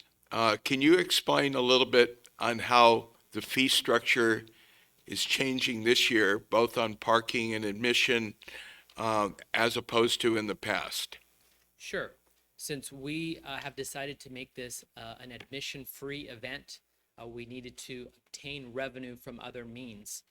Part of having such a large event requires us to expand the ability to park all these vehicles attending our event. As you probably saw as our car show, one of the biggest issues we had with our local car shows, we didn't have parking. And so we've reached out to the port to create an off-site parking venue, which will accommodate anywhere from 800 to 1,000 vehicles. In order to do this, we have to have an organization that helps facilitate that, along with our other parking lots, such as our vendor volunteer, parking lot entertainment, parking lot VIP parking lot, and so forth. Because we have the off-site parking lot, we now have to have a vendor, a shuttle, a Durham Bus School Services, shuttle people from the port lot to our event, which costs money. So on top of having to have a shuttle system, pay our nonprofit to facilitate our parking, we had to gain revenue by some means. And since people are already paying $8 to park when they come to our beach, we felt that $10 wasn't a far stretch to help us accommodate and meet this revenue need for our event. In past years, it is my belief that it was used as an attractant to get people to come to the event. Hey, you can come to the Hueneme Beach Festival and you don't even need to pay for parking. We don't believe that's going to be an issue this year with attracting more people to our event. We feel that paying $10 for a free event is more than considerate, considering how much you have to pay at places like Disneyland and Dodger Stadium, and even then you have to pay to get into those events, especially since we're an all-day event as well. So that's the reason for wanting to charge $10 for parking this year. a little addendum to that for residents who have a Wainimi Beach annual pass, will they also pay? No, they will not. They will be accommodated and parked in parking lot A. Can you touch base a little bit on the security for the whole event? Yes, so formal security will begin on Wednesday once we put up our fence line. That means there will be security there during the day as well as at night. So there'll be 24-hour security beginning Wednesday evening all the way through Monday at noon time. That security will include uniform guards from Viper Security. There will actually be 2 overnight so they can cover the entire event, which will protect significant equipment such as our sound stage and carnival rides. During the day, we will have security at each gate, which will include Viper Security. We'll have 4 security guards at the front gate, 2 guards at the beach entrance gate. We'll have a guard inside of the Cannabis Cove checking for identifications, and we'll also have another guard at the Ocean View Pavilion facilitating the cannabis transactions. That's on top of the 2 two-man patrols, uniformed police officers that will be inside of the event, on top of 2 two-man unit actually patrolling the sand beach area during the event as well. That's great. During the week of the setup, how many, or could you estimate how many spaces would be available for the local community to use the beach while the festival is being set up? Will there be any parking available, and how much would that be, or how many would be available?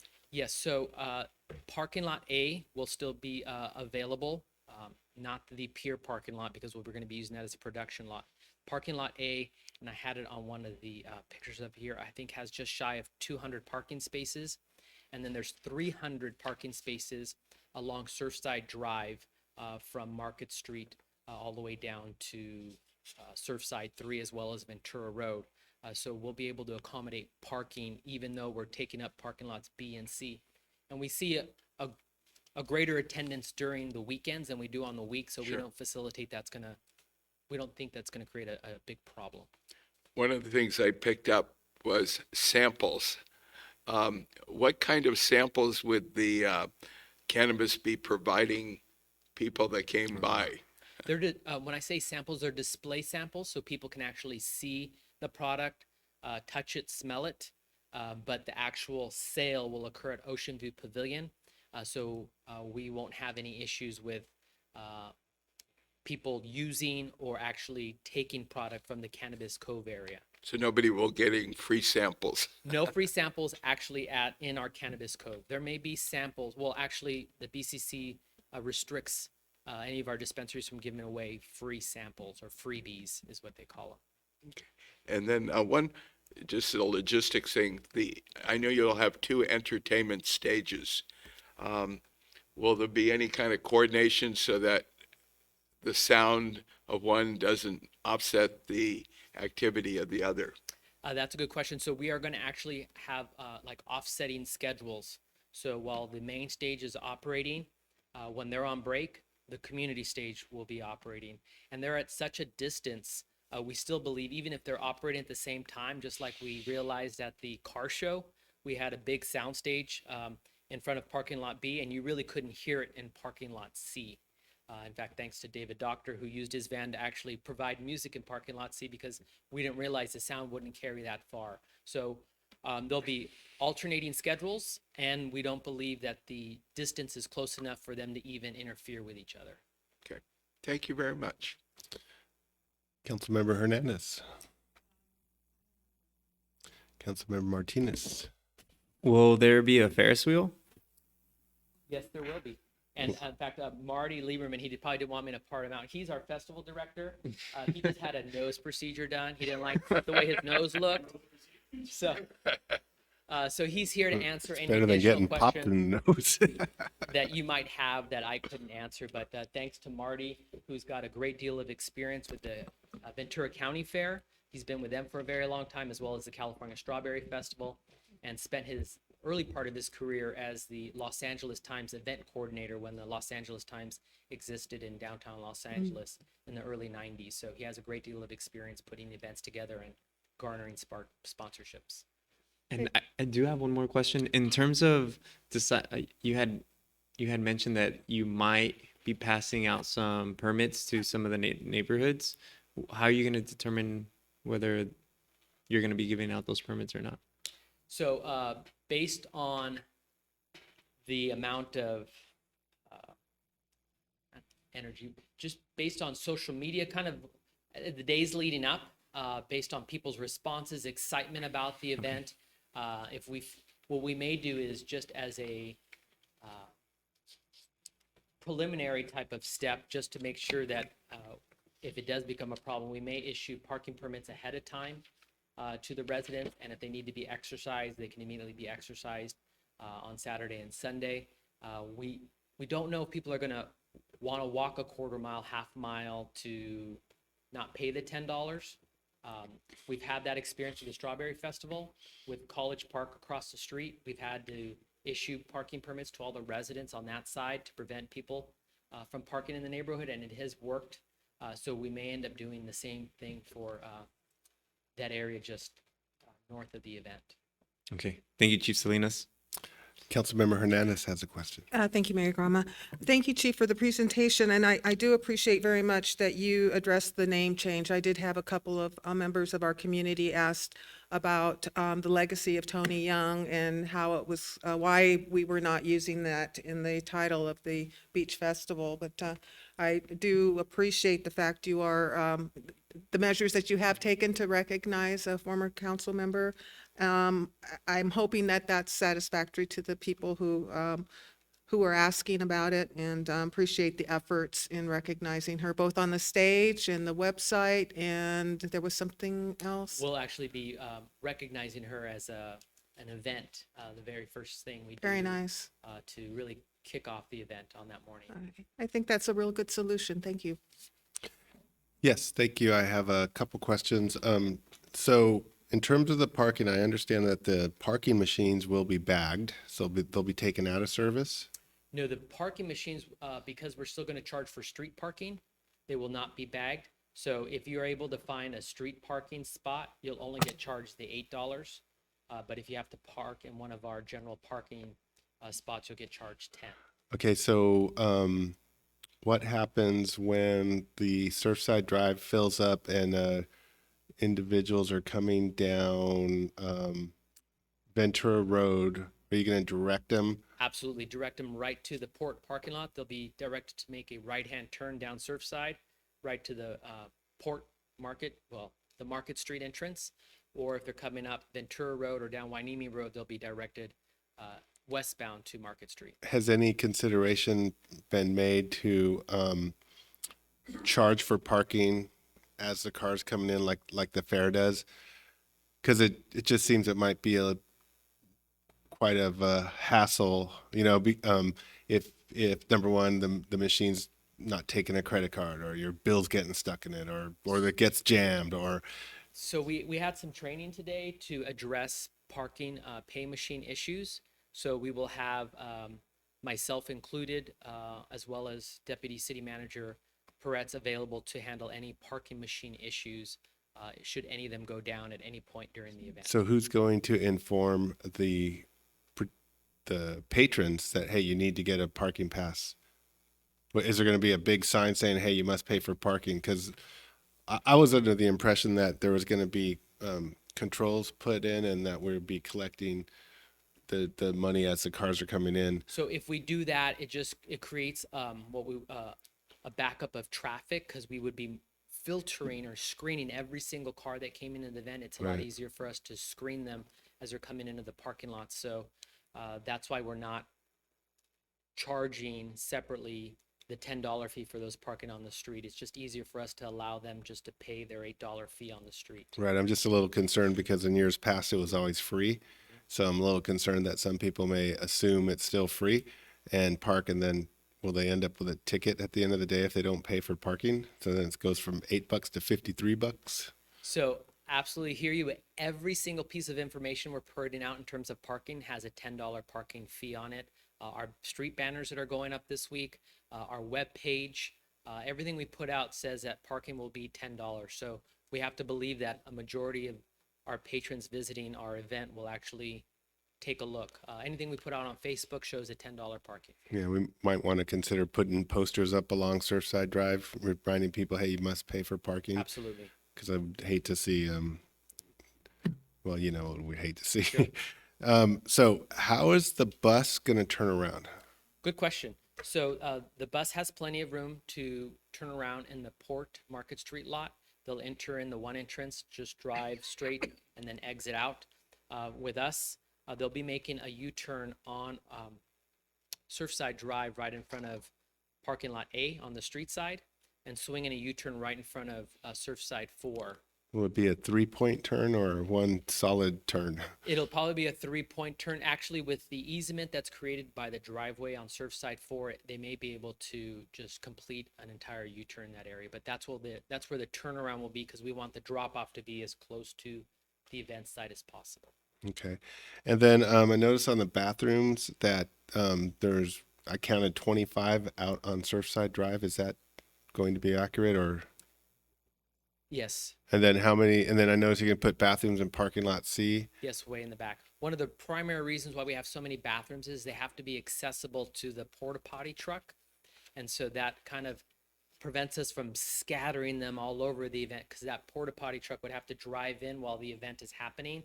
And we want to try and avoid any vehicles. So that's why we have so many out in front, hoping that everybody uses the restrooms when they first come in, knows where they're at and acknowledges them when they come in. And if they need to, they can walk to parking lot C. Yeah, I always thought it was a good idea to have it near the beer garden. I'm just saying, you know. But so that's my concern. I kind of don't like the fact that first thing you're gonna see is 25 bathrooms when you walk up to the beach festival. We could probably do something to help dress that up a little bit. Or maybe spread it out, maybe have 3 locations. But I remember in years past they would have bathrooms in the back, you know. But Marty, do you Marty's wanna over come up? there.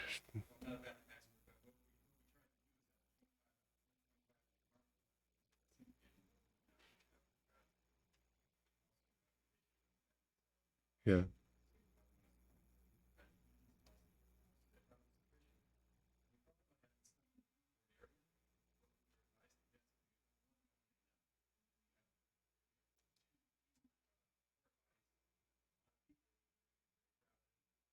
The smell. Yeah.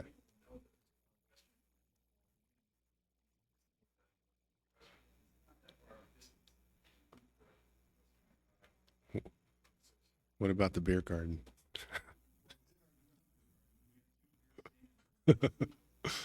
Okay.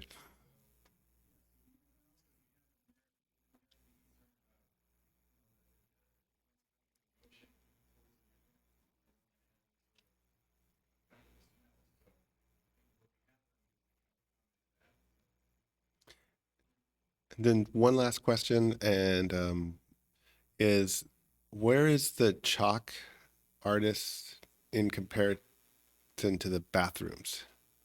Oh, actually, relatively close. So the chalk Chalk. art exhibition Had trouble too. will be located between parking lot A on Surfside Drive and Ocean View Pavilion.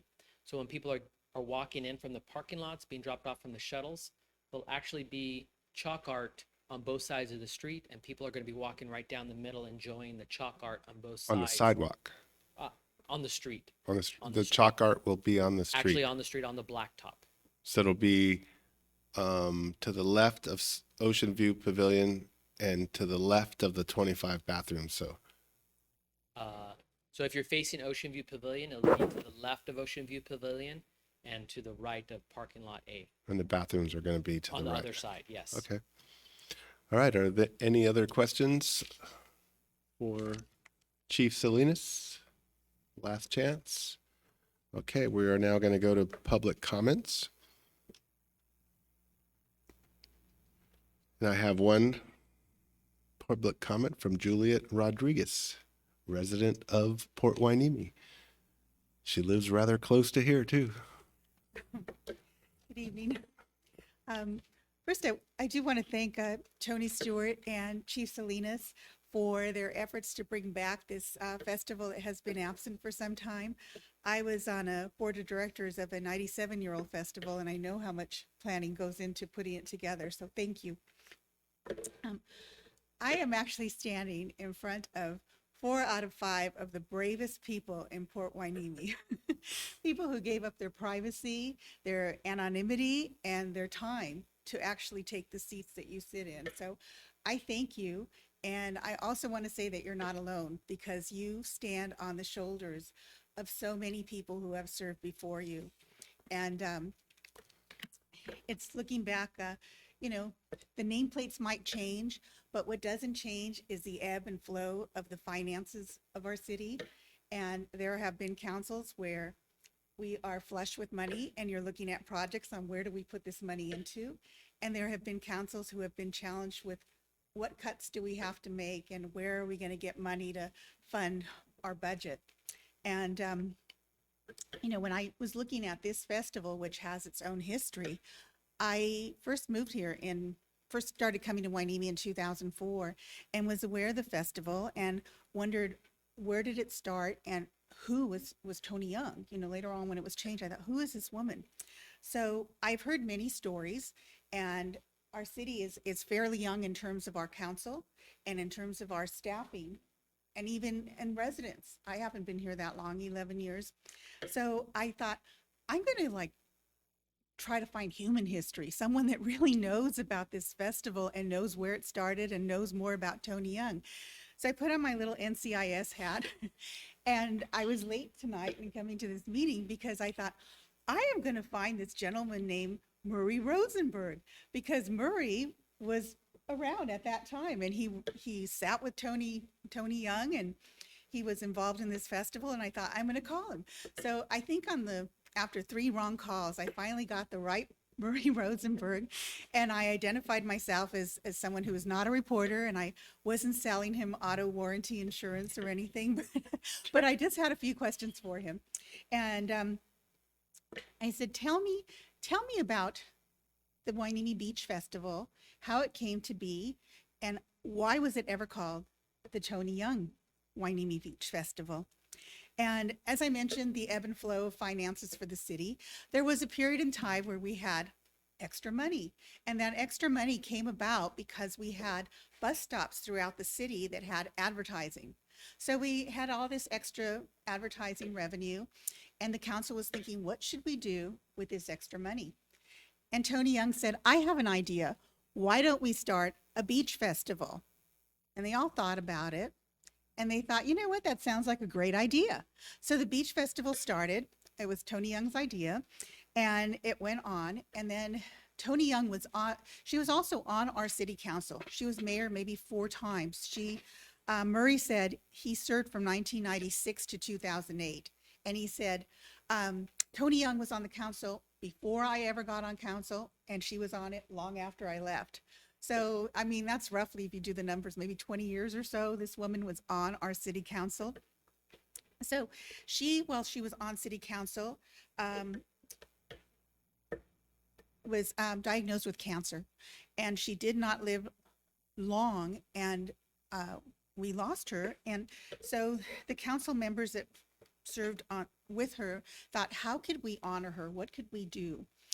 And actually, a council member who served many, many years, 27 or so, who we also lost, Jonathan Sharkey, came up with the idea of why don't we name the festival that she started after her? And that's where the council then decided to name it the Tony Young Hueneme Beach Festival. So I know that is probably not even in a lot of the records that we kind of look for to find out, but I thought it would be a very interesting story to share with you. And also, Chief Salinas was very correct when he said, you know, it's not common to name a festival after someone. It's more acceptable to name a building or have a plaque, name anything else. And we do have things named in the city. We have the Ray Pruder Library. We have the Orvine Carpenter Community Center. And we would never, ever think of ever changing those names. Those are grandfathered in, and the memories of the contributions made by those people are always remembered. So we look at this festival and the reason for it having been named the Tony Young Hueneme Beach Festival. And I have to say that if you look around our city, there are very few things, if any. I think that is the only thing we have named after a woman in the city of Port Hueneme, a woman who spent so many years on the council, who spent many of those terms as the mayor of Hueneme, and yet, with the stroke of a pen, we can just erase her name and her memory and her legacy. I thank Chief Salinas for coming up with creative ways to remember her, but I think that should augment the fact that it is the Tony Young Hueneme Beach Festival. I think we should not lose sight of that. Our city is made up with a greater percentage of women than men. We have 2 women on city council, and I hope that we can respect the legacy of the contributions that women make to the city. So I ask you to reconsider this name change and to please, please keep the name of Tony Young Hueneme Beach Festival. Thank you. Thank you. It's interesting to, we learn things, and tonight we learned that, because I had no idea that there was a resolution involved in naming the beach festival the Tony Young Beach Festival. So that's new information to me, and perhaps everyone up here, I did not know that. And we appreciate your comments. Are there any other questions or comments? It's good. Is there no further discussion on this matter? Are we allowed to ask Chief Salinas any questions? Absolutely. Chief Salinas, is this going to cost any, financial burden whether we change the name or not?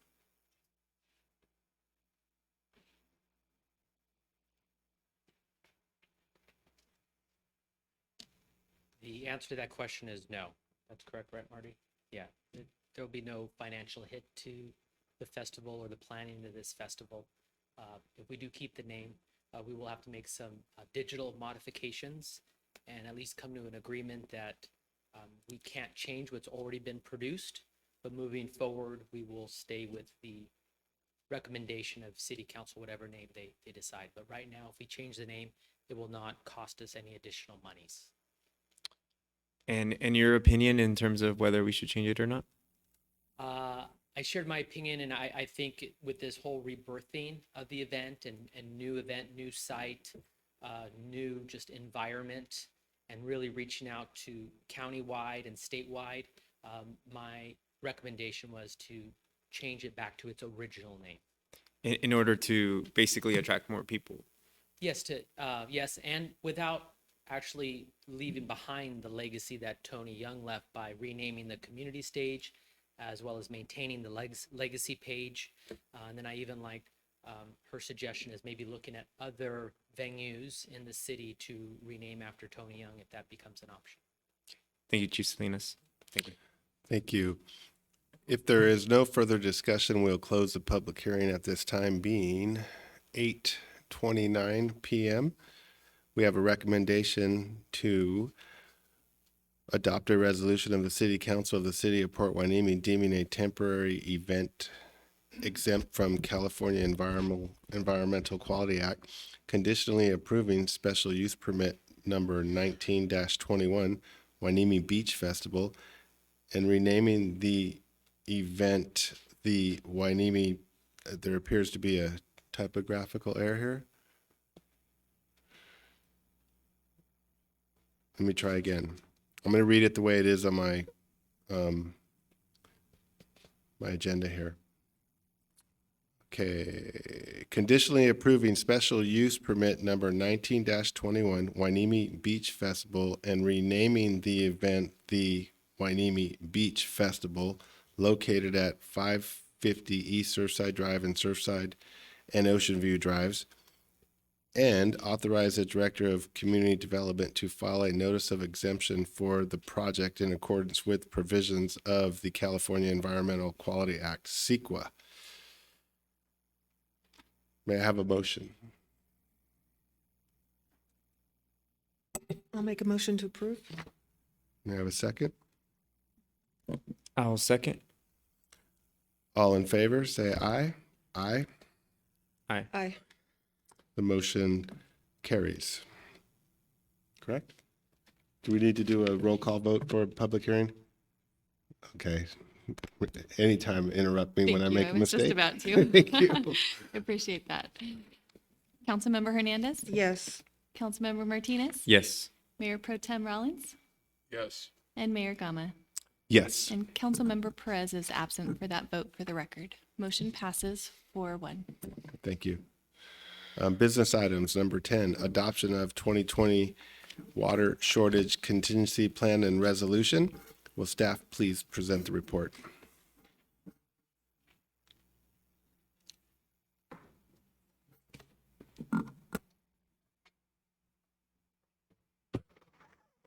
Good evening, council. Again, it's nice to be here in person, and it's nice to have an audience here tonight.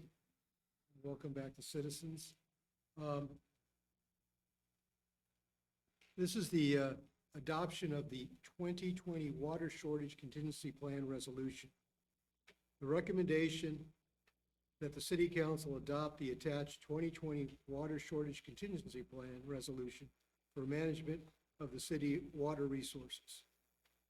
The Water Shortage Contingency Plan has been posted on the City of Port Hueneme website for review since May 7th, 2021. Appropriate agencies were notified by certified mail, and a public notice was placed twice in the local newspaper. Background and analysis. Every 5 years, the California Department of Water Resources requires water suppliers update its urban water management plan. Every urban water supplier that either provides over 3,000 acre-feet of water annually or serves more than 3,000 urban connections is required to assess the reliability of its water sources over a 20-year planning horizon and report its progress towards a 20% reduction per capita urban water consumption. Additionally, the City of Port Hueneme is required to submit the Water Shortage Contingency Plan, which outlines how the City of Port Hueneme will respond to various stages of drought or water shortage. The Department of Water Resources staff then reviews the submitted plans to make sure they have completed the requirements and submits a report to the legislature summarizing the status of the plans. On December 21st, 2020, Council awarded a contract to Michael K. Nunnally and Associates, MKN, to prepare the city's 2020 Urban Water Management Plan update and Water Shortage Contingency Plan. The Water Shortage Contingency Plan prepares in advance a response for various water shortage conditions. These shortages could be caused by dry years, natural forces, system interruptions, failure, chronic maintenance deferral, dropping groundwater levels, or regulatory action. The plan ensures that the City of Port Hueneme meets the requirements of the California Planning Act and that it has adequate water resources to cover expected growth through the multiple year droughts. The Department of Water Resources will then send a copy of the completed Water Shortage Contingency Plan for final approval. The fiscal impact, if taken as recommended, will have no fiscal impact. And this evening, MKN and Associates are here to do a brief presentation and answer any of your questions.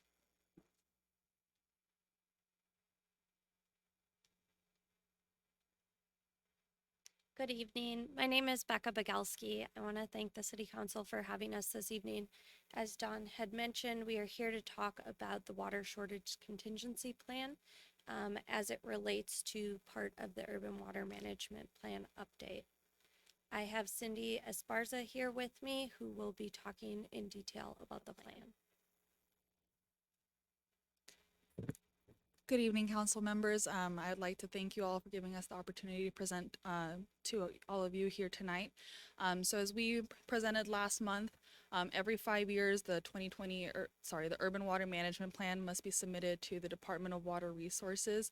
So today we will be presenting a little bit of a refresher on that, as well as the importance of the Water Shortage Contingency Plan as it pertains to the city.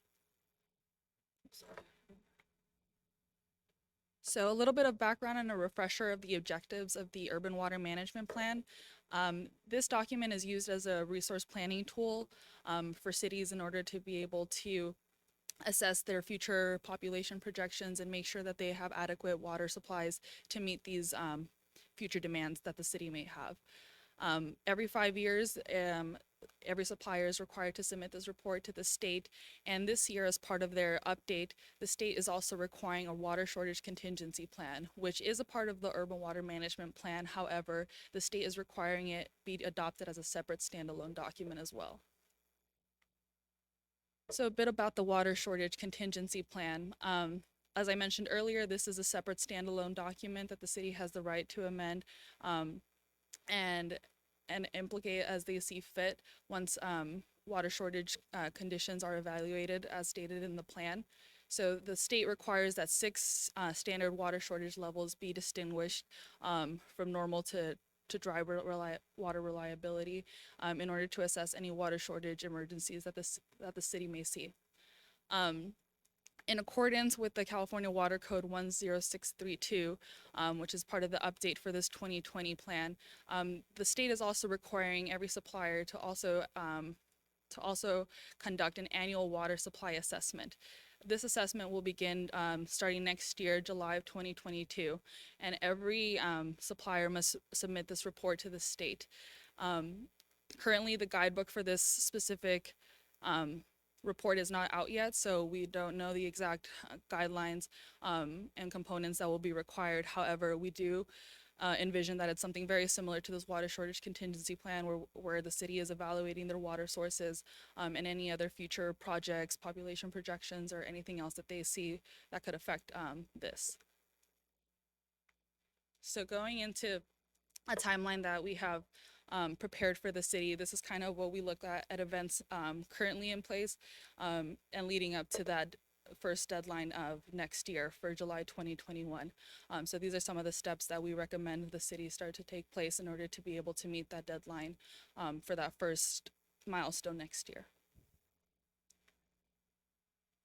As I mentioned earlier, the state does require these 6 shortage level conditions be implemented, and these are decided, as we see here, by the suppliers that provide water to the Port Hueneme Water Agency. So these are the similar response actions that will trigger each of the different levels in the case of an emergency.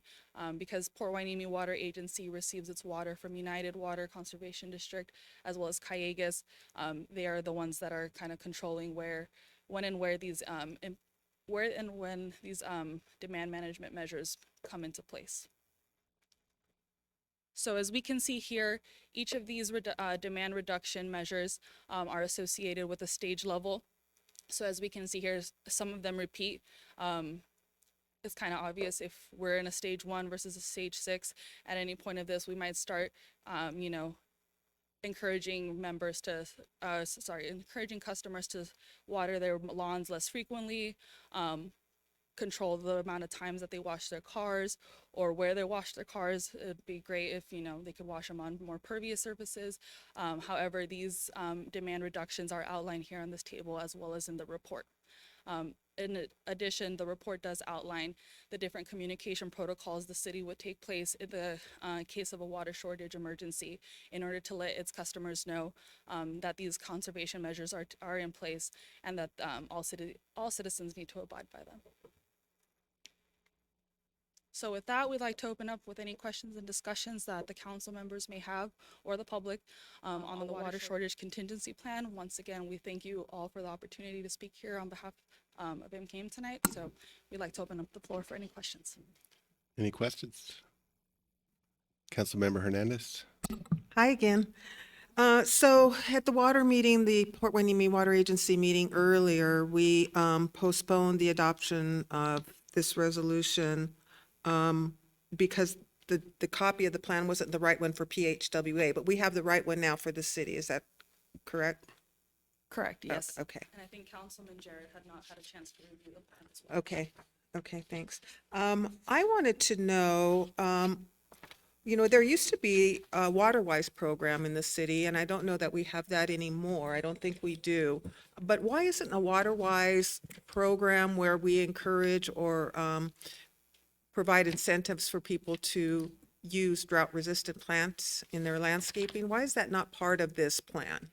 So that's actually part of the urban water management plan as a whole. So Okay. Chapter 9 discusses demand management measures, where we Okay. discuss the city's programs such as like rebate programs, probably that WaterWise program that you're discussing. So it's something that could be included in this water shortage contingency plan. However, because it is addressed as an entire chapter in the urban water management plan, that's where those details for the different programs would be located. Okay. If I may, on that, we did have a more robust WaterWise program a number of years ago when we were in an official drought, and some of that came off after the drought ended. We're going back into a very dry season, and the governor has declared a drought in several locations. So we still have WaterWise on some of our vehicles. We plan to have a booth at the Beach Festival, and we've had informational booths when we had the food truck events at the pier, and we always had water conservation information and a water conservation display, and we are going to be gearing back up on that because of our drought condition. So that will be reinstituted. Any other questions? I had one more question on the communications plan for notifying residents. I see the methodology of bill stuffing being used, and then also putting something out on our website. Aren't there other options that we can exercise so that people don't have to come to us to get the information? We can push it out, not just in bill stuffers, because I never look at that stuff when I open my bills. I just pay my bills and that's it. In fact, my bills are automatically paid, so I don't really look at that. Maybe social media would be another option that could be included in this? Yes, your social media platforms would be a great outreach tool to do that. And we can add that revision in there if you'd like. Okay. And then I was out of curiosity, what is unconstrained customer demand? That's on page 12, 2.2.1, item 2, calculate unconstrained customer demand. What does that mean? So an unconstrained versus a constrained water demand. So in the case of, I'm trying to think of a good example. So if, let's say, I'm trying to think of a good scenario that would probably be more adequate for the city. In the case of like any sort of water emergency where people might see themselves, utilizing more water, trying to store more water, that would be a constrained type of analysis that we would have to do if we're trying to, or if people have any other types of, they're maybe a business that they might have, or they're growing other things and selling them, that might be something. However, we want to calculate these demands based off of a typical normal year. We don't expect, every citizen in the city of Port Hueneme to have, excessive types of water uses like that. So when we're calculating these demands and what we're suggesting for that annual water supply, it's just the way that we're calculating the demand. We're trying to look at it more of the average, at an average approach to be able to more accurately display the city's demands that they'd be accounting for. Okay, thank you. Question? Do we store enough water? Sometimes I hear some say that we don't have a water problem, we have a storage problem. And I don't know if you know the answer to that, but is there some relevance in that?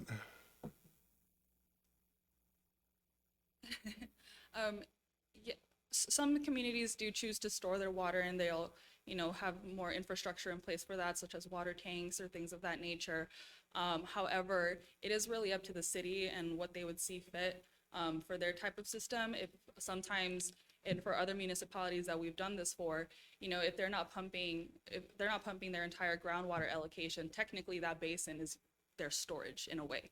And they have a certain contract with their supplier where these types of credits, that if they're not using a certain amount of volume per year, they have some sort of excess, then they have like a credit type of program where they'll have stored credits in these groundwater basins. So I'm not sure if the city has explored this or not, but there are other methods of storing, but it honestly, it just depends on the city's preference. We no longer have unused groundwater credits. That was done away in 2014. The issue is, is there a storage problem? There's only so many dams in the state. But what has happened, and it's been a bone of contention between environmentalists and also the public, we have a lot of water during wet years that comes down the Santa Clara River. However, it goes out to the ocean. We're only allowed to divert so much at the Freeman Diversion Dam to recharge the basins up at the wellheads. So that's an issue. Also, another reason we don't divert all the water is because of all the turbidity. There's a lot of solids that are in there, dissolved solids, and they will clog the recharge basin. So there's a trade-off. You can't divert real turbulent water because it brings in too many silts and fines into the recharge basins, which clog the recharge basins. But there's been a fight going on to be able to divert more water down from the Santa Clara River into the recharge basins. But that's a regional issue that has to be addressed, and it's an issue that the council needs to advocate with ask United Water, support United Water and county, and try to fight to be allowed to divert more water to the recharge basins, because that's really how we're going to help increase future water supply, by capturing the water and letting it repercolate into our groundwater basin and recharge it. At times, and it was in the PHWA budget, there was a line item where we we contributed to United Water to purchase additional state water. A couple of years ago, we had a very wet year. And what happened was, in anticipation of a snow melt, the State Water Resources Board allowed releases down through the state system. So more water was going into Pyramid Lake and eventually into Santa Felicia Dam, the Piru Dam. So United Water took advantage of this additional water and bought, I believe, 10,000 acre feet, and they allowed it to transit down the Santa Clara River and use it to help recharge the basin. So that's when we can get more water. And then there was a line item in the PHWA budget that I explained accounted for that additional purchase of water. So those are some of the things that are trying to be done to capture more water. Yeah, because when I cross the Santa Clara River on Harbor Boulevard, I noticed the sand bank is solid and there's, I'm presuming, fresh water backed up behind there. And, what a great deal it would be to use it for the dust control measures or use it for something. And then whenever we do have these rain cycles and we see the Santa Clara River go bank to bank, I mean, it flows and all that water just runs out into the ocean. And so, with all this housing that we see being developed, and I've asked the questions like, we keep approving all these apartments. I mean, look at Camarillo, look at the collection. Like, where does the water come from? And then one of the responses, well, yeah, it's being, those apartments are being converted or being built on farmland. So theoretically, the amount of water that the farmers were using will now be available for these new homes. But clearly, we need to hold on to more water. I mean, it seems to me. And then one other thing that I've been struggling here is recently I noticed here at the beach, it's very porous. And there was a time where when I don't know if it's, the water table was higher and you wouldn't have to water as much, but now when I water, it just goes away. It just goes right through and it disappears, and the next day it's as dry as it was the day before. So when we do get back to a normal rain cycle, and do we have a water table that comes up and is, if you started digging, you would hit water eventually, or is it just all gone? We have water here. It varies, but here in City Hall, we probably have water at 8 to 10 feet. Even now, even in Yes. this Yeah, situation? you're gonna hit some groundwater. If you go down 10 feet, you'll hit groundwater. if you go closer to the beach, you'll hit groundwater. As you go up Wainimi Road, past the power plant, you've got groundwater out in some of those fields at about 5 feet.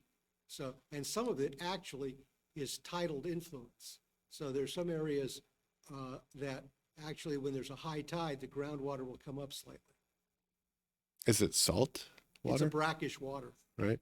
And so we see a new project formulating on Wainimi Road right now, Blois Construction. And anytime you see Blois, you know it has something to do with water. At least that's what my interpretation is. But they're staging large pipes with the purple stripe down it. Do you know what? It's recycled water. So they're putting a new recycled line down Yeah. Wainimi Road? Yeah, I'm not aware of the project that's outside our city limits. I'm curious, and I'm going to look into it because I'd like to know more about it. Yeah, they're staging pipes all the way down Wainimi Road at the Purple current time. is recycled water. Yeah, that's interesting. So it's always nice to know where it comes from because it's got to come from somewhere, right? Okay, any other questions? I just had one.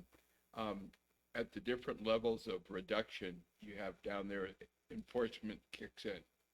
Who enforces it and what ways are they enforced? So the board would, the council would have the right to implement this water shortage contingency plan and implement this. And this is where the communication protocols that Councilman Hernandez mentioned. So the citizens would get notified through either mail, social media, the website, as well as there is a penalty portion of the water shortage contingency plan where customers can learn, what the consequences are if they are seen not following these directions from the city. What about cities? If they're not following their own water regulations? Well, I guess that would be more of an issue with the supplier. So United and Callegas, who provide water to PHWA, who therefore provide water to the city, they will let the city know, hey, we've seen a reduction in allocation by X amount. You have to meet that reduction by implementing the measures outlined in this report. So in a way, it's kind of goes back up to who's providing water to who, and they would, in a sense, not be responsible, but just notify the city to make sure that you are all doing your best to implement these measures. And yeah, making sure that the citizens are implementing them to the best of their ability. So I'm trying to gauge the severity of this current drought situation. And I remember last time around, the drinking water, the reverse osmosis system at the water district, right? The filters were clogging. Are we near that point? The problem we had was United had to pump from the lower aquifer. The lower aquifer has more iron and manganese, and they're in the process of, one of their capital projects is to build a iron and manganese removal plant so that during droughts, they can pump from the lower aquifers. What happened was there's 7 or 12 wells there, and they'll have some wells on and some wells offline. And what they try to do is blend the water so that they don't have too high of iron and manganese, so that the water that comes to us, we can run it through our membranes. But if it's a severe drought like it was before, when they were pumping from the lower aquifers, the silt density index, the SDIs, were exceeding 3, which is the threshold that we use at the plant. If they exceed 3, we can't run the membranes because they'll clog and foul. So, we could get to that point again if it's a severe drought. We do plan to start a water-wise educational program again. I'm already gearing up the water department division to do that. And so we are going to be doing public outreach and, requesting voluntary water conservation, because that's really the first stage in the water conservation program. And where we want to get a jump start on that as soon as possible. And I'm working with staff to put that together. And we will have a display at the Beach Festival, and we're going to be doing further outreach also. Yes, ma'am. I'd like to mention that in the previous urban water management plan cycle in 2015, there was an ordinance SBX 7-7 that required all suppliers to meet a 20% reduction by the year 2020. And the city, by implementing a lot of these measures and other voluntary measures, did exceed that and met that goal. Congrats. So and it's a good, it's a good sign that if the citizens and, business owners and everyone else are responding well with just like a voluntary measure, then, in the case of a more severe drought, then these stages outlined in the water shortage contingency plan could definitely help out. But yeah, the city did meet that goal. So it's a good, positive, you're moving in the right direction. So in meeting that goal, did we sustain that goal, or once the goal was met, did we revert back to using more water than, or are we holding steady? It's hard to gauge because that was what was met in 2020. So just a year ago. So looking into the 6 months, I'm not sure what the data looks like going from January to this month, but to July. So as of 2020, that goal was met. But in these last couple of months that were outside of the range of our analysis, I'm not sure, quite too sure. And as Cindy mentioned, this was a statewide goal for the urban water management plan. All communities had to meet this reduction, and truthfully, they've seen just a movement across the state that people are concerned about water, and they are now probably more educated than ever about, the water shortage and water concerns that we have here in Southern California. And so we're hoping that the education across the state and within the city over the last few years will continue to have people act responsibly with their water. Thank you. So, Mr. Villafana, so is it correct for me to say that we would have advance warning that our membranes are going to be clogged because they would know upstream that manganese and the other iron would be clogging or Yes, present? We'll know. United Water will be telling us that we have indicators, so we'll be able to shut the membranes down. So, yeah, we won't have a problem with that. Yeah, and then of course that would require us to outreach, because I think as a result of shutting the membranes down, we started to see coloration and other issues. Yeah, there's a change in the water quality. Our water quality will go down if we're not running the membranes.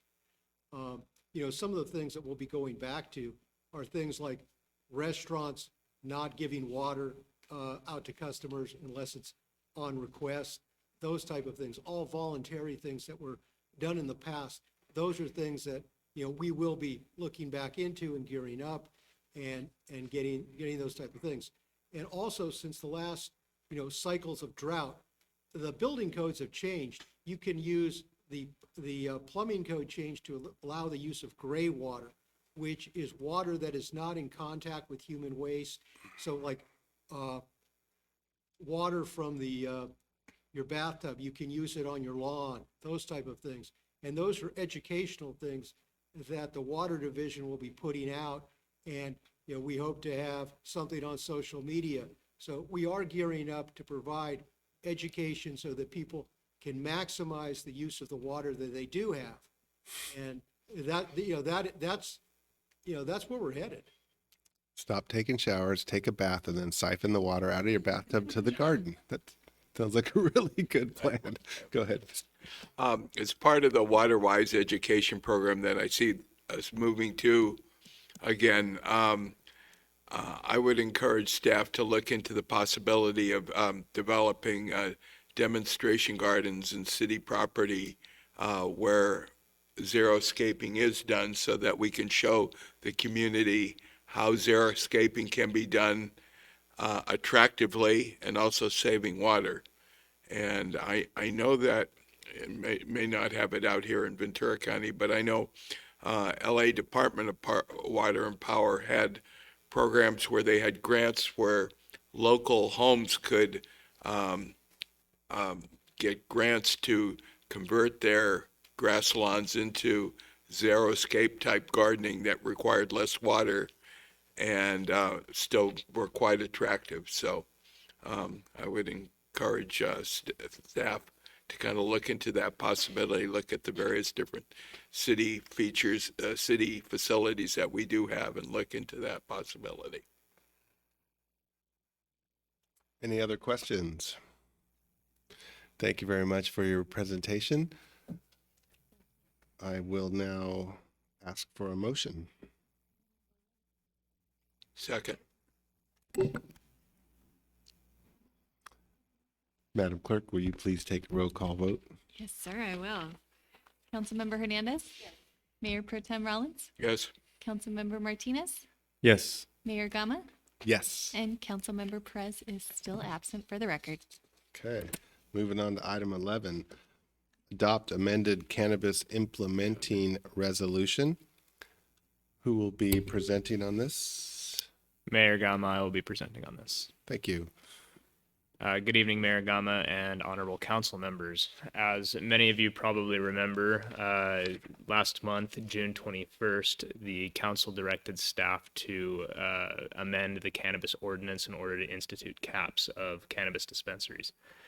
And so June 21st, the ordinance was adopted. It takes effect on July 21st, 2021.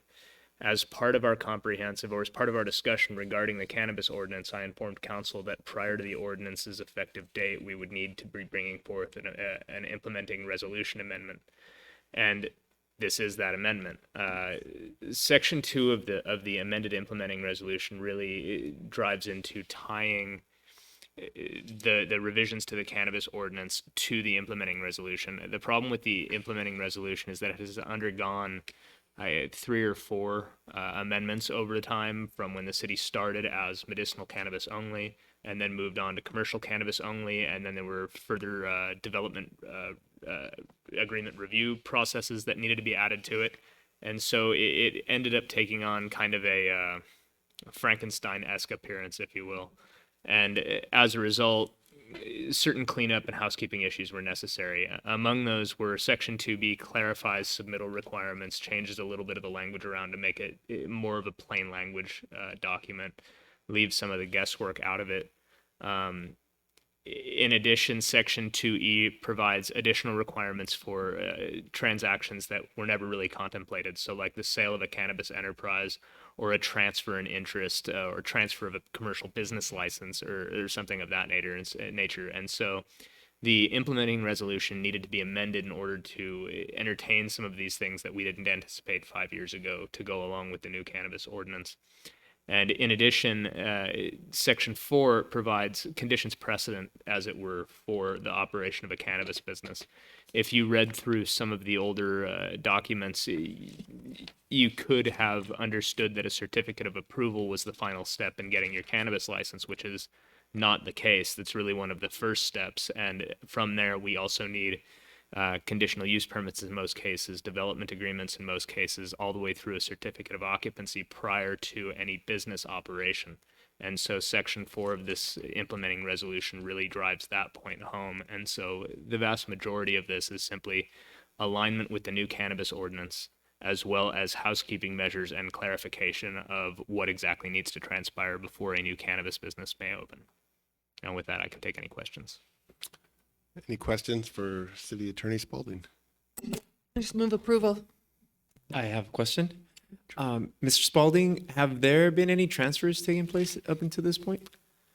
Not at this point. I'm not aware of any. However, I believe the idea has been floated on at least one occasion. I don't think it's gone anywhere, but it's certainly, we're reaching a time approximately 5 to 6 years out where people who might have built these businesses might become inclined to cash out and move on to somebody else. These businesses, Port Hueneme was one of the very first cities to do this. So it was kind of an experiment 5, 6 years ago. And so now these things are profitable. People built them, and other people might want to buy them out. And so there was concern over what does this process even look like from our end, because we'd be hard pressed to deny it or impose any restrictions on it when we have absolutely no law or regulation on it. Chief Salinas, is this true? It's not leaf and lion. Absolutely. We are starting to see a lot of inquiries into our existing dispensaries in regards to purchasing them. In fact, we've had One where they took over majority ownership and we really didn't have anything in place to address that. Leaf and Lion is now, as you've seen the sign, is now Tree Factory. And that's what they've done now to kind of circumvent that is they've taken over majority ownership while the existing ownership still exists. But there's going to be that need for them to finally take over complete ownership. And so we want to have these steps in place, which gives the city more authority to exercise its right to make sure that they go through the same screening processes as we would make the original owners go through. And so that's the reason why we're implementing this. And will this require city council approval for transfers, or is this all going to be handled by the city? I think it depends on the transfer off the top of my head. I'm not all that familiar off the top how it goes. I think it's as long as there's no new land use requirements, I don't believe city council approval is required. I think it goes through city manager and designees. But we would still vet the owners, just like we do the current ownership, to make sure that they are aware of the conditions, are going to meet all the rules and guidelines that we have in place, and recognize that officially on paper. So when we do our audits, we can hold them accountable. Thank you, Chief Salinas. No further questions. As a follow-up to that, would there be the ability for council to be aware when there is some kind of change like that beforehand? Oh, absolutely. Absolutely. So I'm a bit confused because I have seen advertising from Tree Factor FGH that they have in fact taken over or ownership of Leaf and Lion. I don't know if they've taken over complete ownership, but they are in the process of that. And that's what really spurred this to come about. And so there's really nothing in place that kind of prevents us from stopping that process. And now this will for any future transactions. So yes, we are aware of that. We have actually vetted them. We had a complete interview with the new FGH ownership, which included David Garcia, Mr. Hernandez, and someone else. But we did meet with them. There was 4 of us on the panel, which included myself, Tony Stewart, Steve Kinney, and HDL. But that is a change of ownership, is it not? They were added to the ownership team right now, I believe, on paper. I don't think that complete ownership has changed yet. They just have majority stake in it at this point. So I think that's why they're claiming, ownership, because they have 51% stake in it at this point, controlling ownership. So we're just trying to create steps which just prevent that from happening underneath our nose without some sort of process in place. Because it will start happening more and more often now. Yeah, and I think Mayor Pro Tem Rollins is making the point that, the council, and I know this has come up in other areas, that like we would like to be aware of substantive changes going on in the community. So I don't know how we accomplish that, but I think that is on our minds. Like, we would like to be the first to know, as opposed to, hey, the sign has changed. Yes, sir. So We can make that part of the process. okay. Yeah, this is not like some of those previous issues where staff isn't made aware of these things prior to them happening. This process starts with staff being made aware, so there should be no issue with council notification. Okay. Any other questions? All right. So I think we had a motion.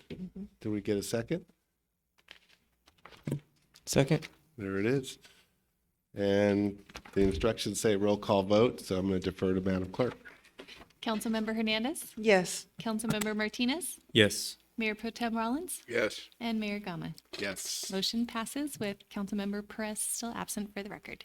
All right, we're moving on to item 12, Red Mule Purchase and Sale Agreement and related resolution. I believe City Attorney Mr. Spalding will be making the staff report. Thank you, Mayor Gama, once again. What Oh, role yes. do I play? Yes, I believe we need the same recusals, I believe.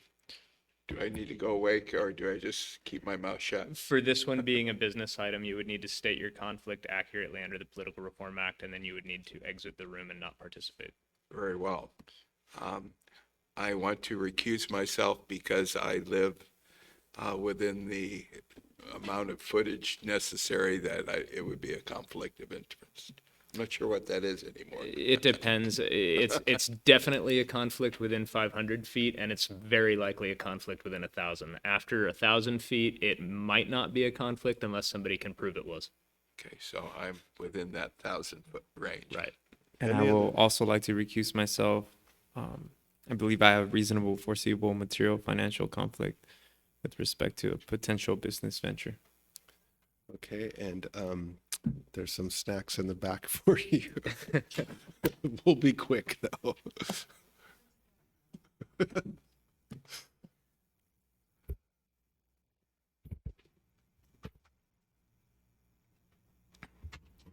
And so once again, we have the present and voting rule in effect where a minority of the council can make a majority action, largely because it's a majority vote, not a 2/3 vote. Thank you. So we're familiar with Red Mule and RMG Group. We last city council meeting, I believe we adopted the ordinance and development agreement, and then during consent calendar here we approved for final approval of the land use entitlements, the ordinance approving the development agreement, the CUP, things of that nature. And so what this does is this is an amendment to the purchase sale agreement for the property. And if the council remembers correctly, the escrow has been extended several times to complete the purchase sale agreement because the argument is that there were no entitlements in place. Well, behold, we have entitlements. And so there also is an issue with Red Mule in that they've secured new capital investment.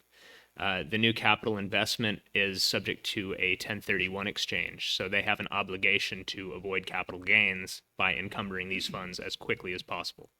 So we're still looking at the August 31st close of escrow, but the problem that we run into from the city's perspective is that the ordinance approving the development agreement doesn't take effect until 31 days from tonight, and the development agreement itself as a land use provision is subject to legal challenge for a period of 90 days following that.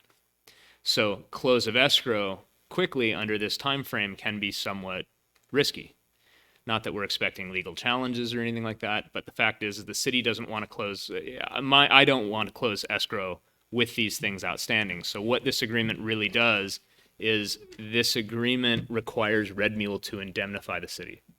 And so if you look at this agreement from a certain point of view, what this really does is it obligates Red Mule to hold the city harmless, indemnify us, pay reasonable attorney's fees if such decisions are challenged, and that way we can move forward with close of escrow prior to the effective date of the ordinance, or at least within the 90-day statute of limitations with respect to land use decisions. You make it sound so easy, but who would have standing to challenge these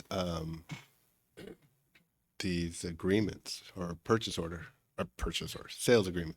It wouldn't be a challenge to the purchase sale agreement. It would be a challenge to the land use decision.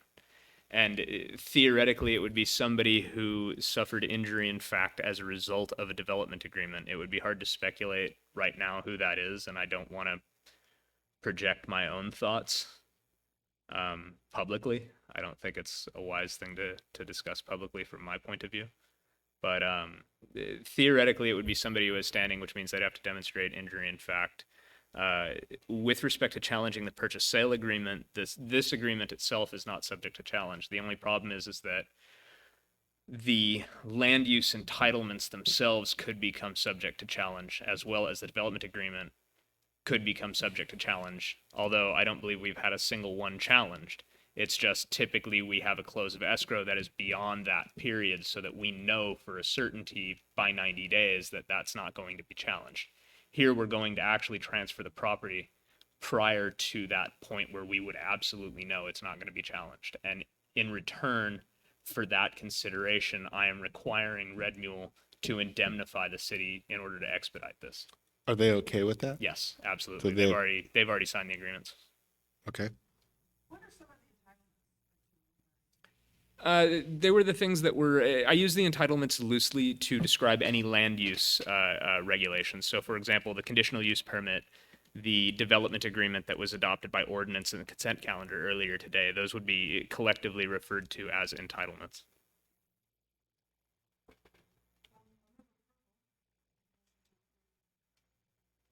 I'll second. Councilmember Hernandez, Mayor Gama, Yes. and for the record, Mayor Pro Tem Rollins and Councilmember Martinez are recused and abstaining from the vote, and Councilmember Perez is absent. A majority vote passes. All right. We're going to take a quick minute or two to stand up and stretch. Legs, get out of me. Oh, watch your step. Did you eat all the plantains? Talking Hawaiian shirts. There's some ordinance now that you can wear a Hawaii shirt. Okay, we're just taking a quick 2-minute break. Stretch. Don't Oh, we're trip. taking a break. No, I Just a guess quick one. Wait for when I went to the, Councilmember Hernandez to return. when I went to the Sharkey thing the other day, he said that they passed in the city ordinance that between Memorial Day and Labor Day, you can wear Hawaiian shirts, like as far as the council. I didn't know that. Between Memorial Day and Labor Day. I don't know. Years back, maybe it's an ordinance. Hell. Give me another damn reason not to wear these. You know what happens is I I can still wear a 15. Excuse me, guys, you have to interrupt here. I just want to come introduce myself. I've been hired by the Ventura County Star as a reporter to cover Waikiki, Oxnard, and Korea. So you guys are seeing a lot more of me. What's your name? My name is Brian Bro. Hi, Brian. Nice to meet you guys. So You've been you- with Star for a while? Do you have a card? No, not yet. Today's actually my first day. Oh, okay. Yeah, so I'll get one pretty soon. Yeah. So hopefully I'll- We'll give you all sorts of I was good wondering if stuff. Brave Souls would hang out for this. I think I did it, but maybe here for the volunteers, like maybe. That's great. No. Well, good. So you were journalism from somewhere else? Yeah, I'm originally from Oxnard, but I went to school in Long Beach. Yeah, I went to Long Beach State. Oh, nice. Yeah, but for the past 3 years, I've been reporting up in Alaska. Oh, wow. And so I'm coming back home, I guess, and then What town or city in Alaska? Petersburg in South Alaska. Okay. I don't know where that is. I know, let's see, southeast would be like Juneau, close. It's about halfway between Anchorage and Seattle. Puts it in perspective for you, but Okay. Oh, yeah. here's a card. Thank you. Anything that concerns you or you hear about that? Yeah, like I said, hopefully by next meeting I'll have a card of my own. I'll come in. That's what I was doing. Yeah, that'd be cool. And all sorts of things we want to get out there. I'm sure they were saying it's been a while since they haven't provided any coverage to people. So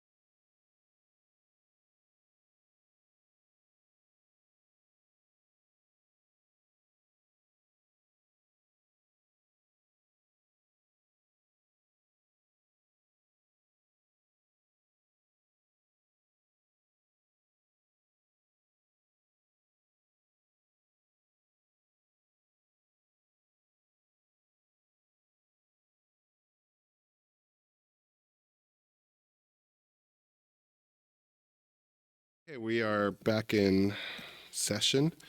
We're moving on to item number 13. Charles Peretz will be reporting on the annual Wainimi Hero Award. Thank you, Mayor. If I may just tee it up a little bit, I just wanted to revisit what seems like years ago, but when we approved this Hero Heritage and History policy, Ms. Rodriguez was part of the City's Advisory Commission, and we had contemplated name changes and the significant name change connecting the modern community and residents with the past, especially our heroes and our great moments and not so great moments that really made what the city is and what it can be. And so tonight, Mr. Peretz will discuss one element of that policy, and that is what was contemplated for an annual award. Instead of renaming things, is to recognize somebody that did something in the year past, or a group or an organization that defines the values of our community, of our council, and also is recognized for extraordinary service to the community. And so I'm going to refer back to Mr. Peretz, who's going to discuss this year's first Hero Award for the city of Port Hueneme. Thank you, Mr. City Manager. Good evening, Mayor and Council.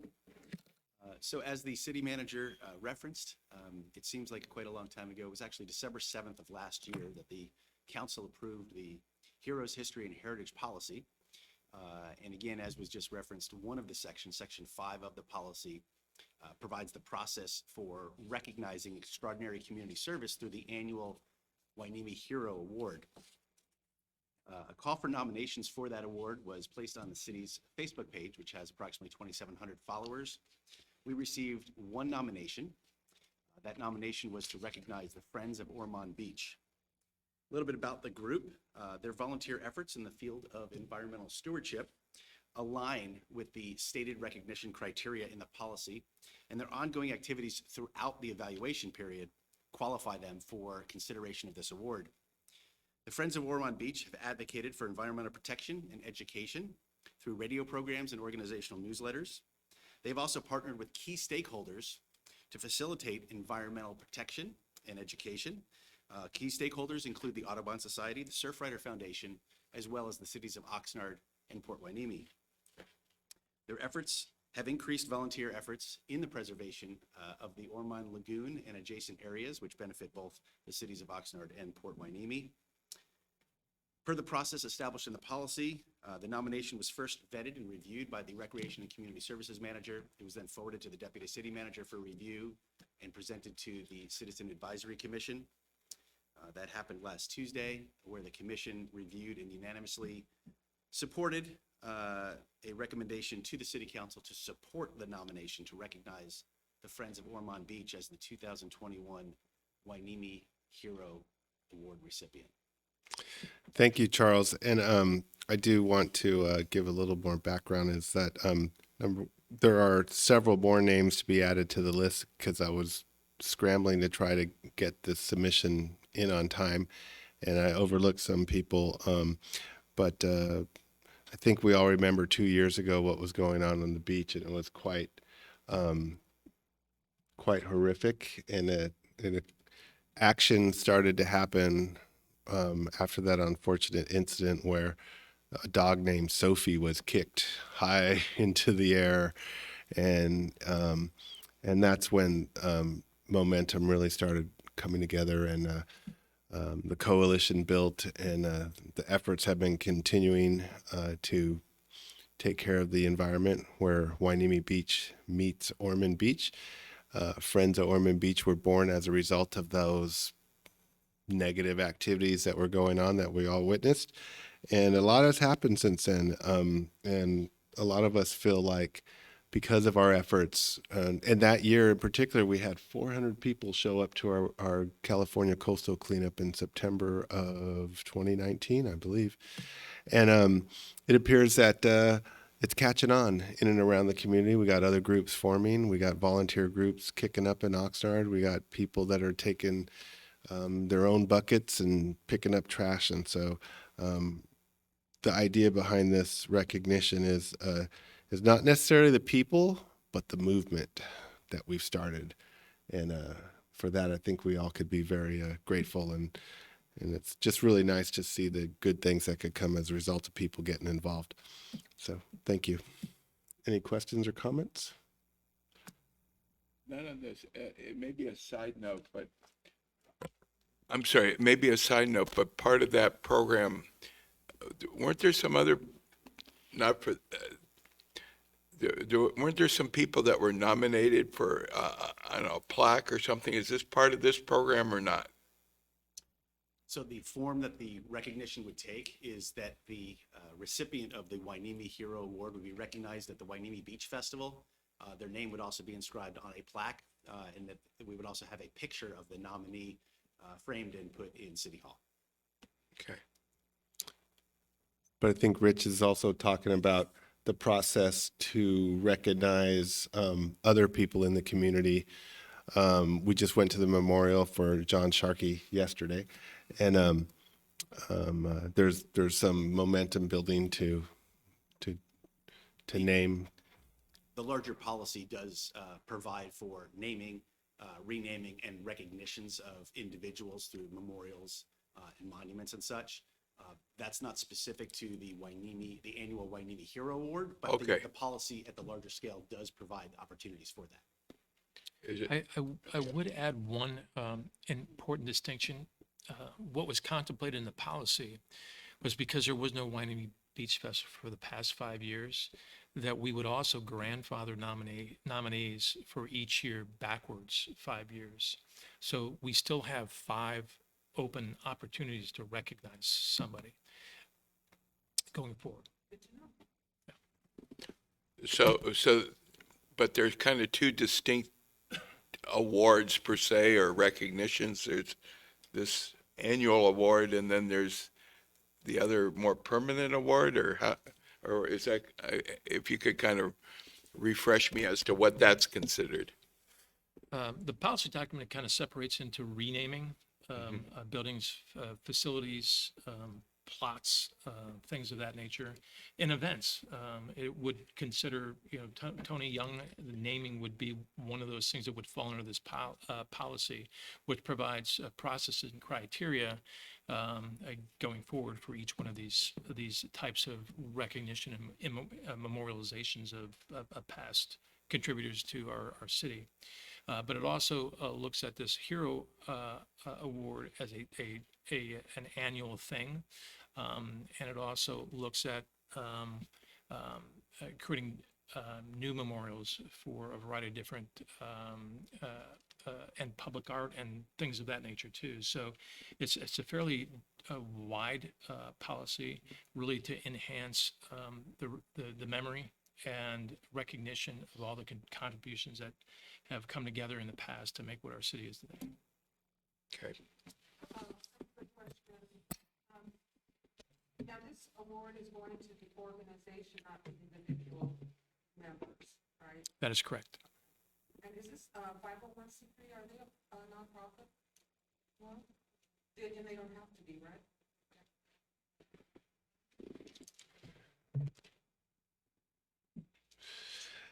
And we'll be at the beginning of the beach festival. How will this happen? Yet to be decided, but I would make sure that council was intimately involved in that exchange of reward and recognition in a very public way. So, okay. Right before the entertainment starts, perhaps? I'd like to move approval. Second. Councilmember Hernandez, Yes. Mayor Pro Tem Rollins, Yes. Councilmember Martinez, Yes. and Mayor Gama. Yes. Councilmember Perez is absent for that vote. Motion passes.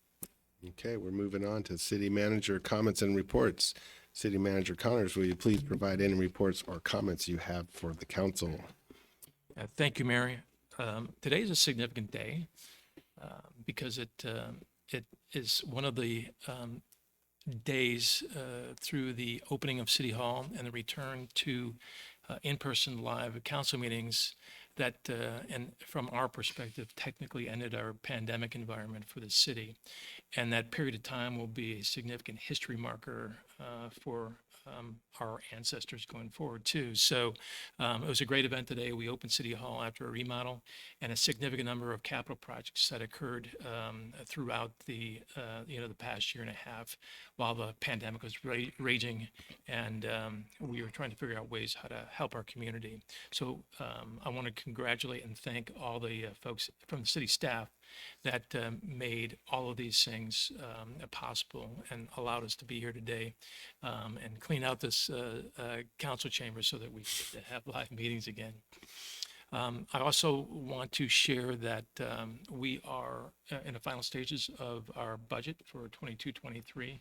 We're working out some of the details, and in the very near future, we'll start having council meetings individually, and then we'll have workshops to go through the budget in anticipation of a 16 August approval. Excellent. And that concludes my items for this evening. Mayor, thank you. Are there any questions for the city manager? I don't know if that's even.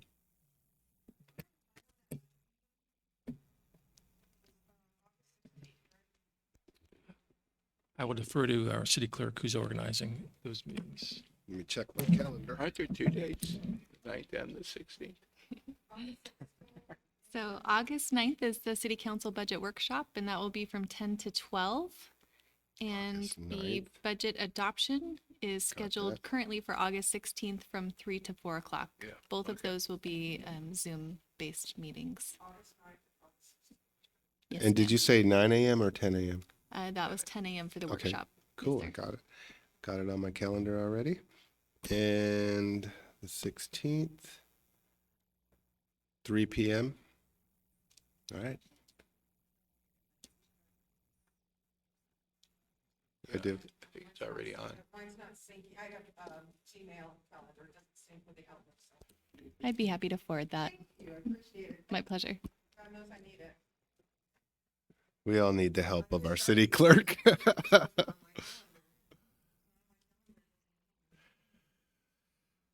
Okay.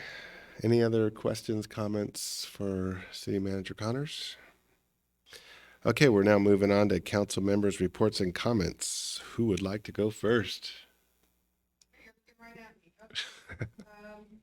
Let's see. I really don't have anything to report. I know that some of you have read the article from David Grau, president of the Taxpayers Association, regarding the request for certain members of DRSD, Ventura Regional Sanitation District, to resign. I was on that list. The board was declared incompetent by Mr. David Grau. And those of you who don't know David Grau, he's been around for quite a few years, and he's had several unsuccessful attempts to run for city council, for board of supervisors. And this is what he does. He looks for inefficiencies in organizations, and he writes about them. Well, in this case, if you read the article in the DC Star, it was on the front page yesterday. There are many inconsistencies and untruths in that article. And just for the public record, the comments that I made regarding recommending to our board that we have a communications plan or a PR plan, I stand by those comments, because I believe that whether we have, as an organization, have bad news or good news, that it's important that we communicate to our customers. So I believe that, I don't know what he was thinking and why he felt that was an unworthy comment, but I stand by my comments. I think he took it out of context, and maybe he interpreted it as something I'm trying to cover up, but in fact, what I'm trying to do was to encourage the board to, because we are struggling, we are going through a bad time, that we do a better job of communicating with us. So I know how much traction this is going to, how much traction this is going to acquire, but I'm hoping it goes away. There's a lesson for all of us in this, and it's part of being in the public eye, and you can be subjected to unfair attacks, misinformation, and people not wanting the truth. They just want to make a point. That's all I'll say about that. And that's all I really have to report. I did participate in a beach cleanup, the park cleanup with the Coastal Keepers at Bubblegum Springs Park. It's a great organization, and kids are very knowledgeable. It makes me feel real confident that, you know, we'll be handing the reins over to these individuals at some point in our careers, and it's good to know that they really care about the environment. Parks. Other than that, that's all I have. Thank you, Councilmember Martinez. Thank you, Mayor Gama. I was at the beach this weekend and I got to see a lot of people. It was really nice to see some people playing soccer, and it just reminds me how I'm still working on getting those tournaments going in our city. Challenges or competitions, whatever you want to call them. I'm working with Charles and Anna. I still haven't heard from Anna. I've been waiting for her from last week. If not, I'll stop by and talk to her tomorrow. But basically, I'm still figuring out whether I'm going to need another organization so that they can basically get the insurance to cover, to cover ourselves. Because I guess I can't get the insurance myself for me as a person. So I have to either find a business or a nonprofit or create my own nonprofit, or we're also looking at possibly joining with the city, right, Charles? Possibilities, so I think that's one of the things that I wanted to mention. I'm working on it because it'd be really nice to have some more youth involvement in our city. I think I can do pretty good with volleyball, basketball, and soccer. So I think we'll probably get that done before the end of the year. So keep your heads up. Could I ask a question? Probably not, huh? Okay. I'll just forgo. Any other comments? No, thank you. Mayor Pro Tem Rollins.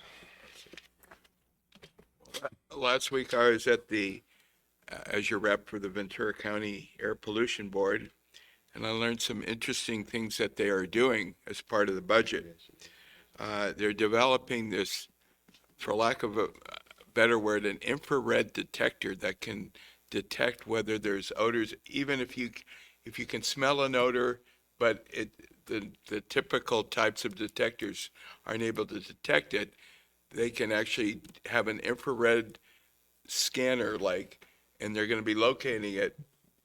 One of them, they're going to be locating it 4 places in the city. One of the places they're going to be locating it is near kind of the wood plant and the water treatment plant, to see if they can actually detect some of the odors that our community has been concerned with over the last couple of years.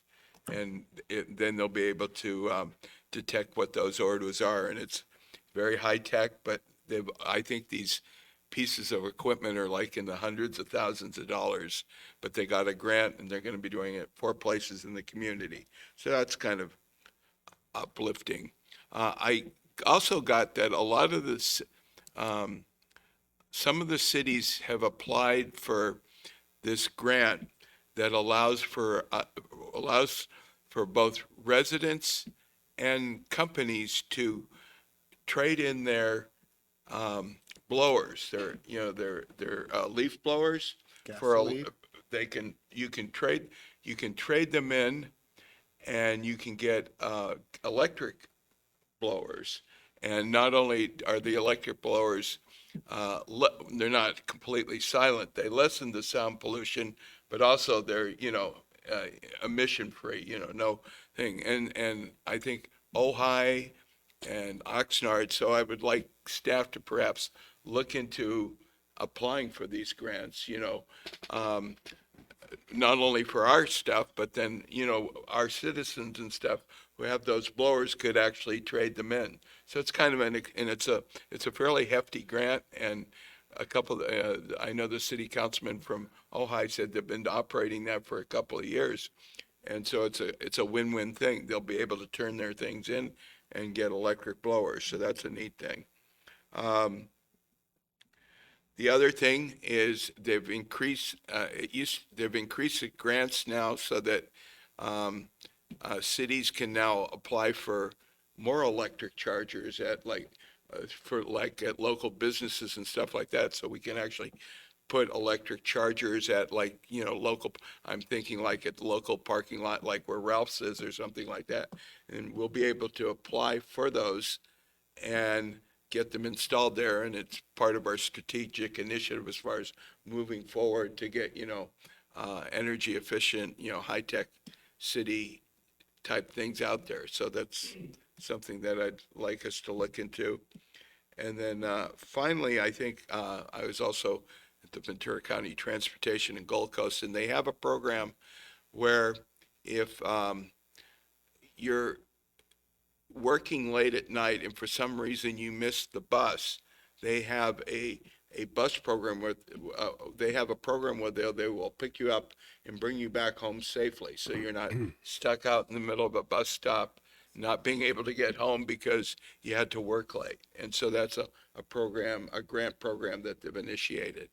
And finally, they've reinstituted the line, the Gold Coast line under the regular schedule for for Hueneme going to various Hueneme residents coming and going and stuff. And what I'd like to do is once I get that information, I can pass it on to staff and we can get that into our website, because that's something that, the community members on how, types of transportation, what they could utilize and stuff. So that's my report.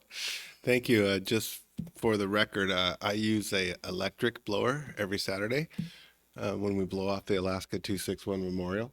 So As do I when we're blowing off the courts at the pickleball and the tennis court as we move forward to keep getting. So speaking of electricity, so a resident shared with me a video of a ship in port just spewing out diesel exhaust, and I sent it on to Giles, and they were aware of it. They received some few complaints, and the issue is that there was rolling blackouts, and so the port had to suspend its shore side power system. And so for us elected officials, we may, I know it's great to talk about electric, green, but we're pushing the limits of our electrical grid. So that's something that we may want to, think about and start talking about with some of our partners like California League of Cities and regional groups, because we need more power apparently. So one of the things I've been contemplating for a very long time is a parade. We need a parade. Let's have a parade in Hueneme. And yesterday we had a little parade, and it had to do with John Sharkey Memorial, and it was the coolest thing I ever seen.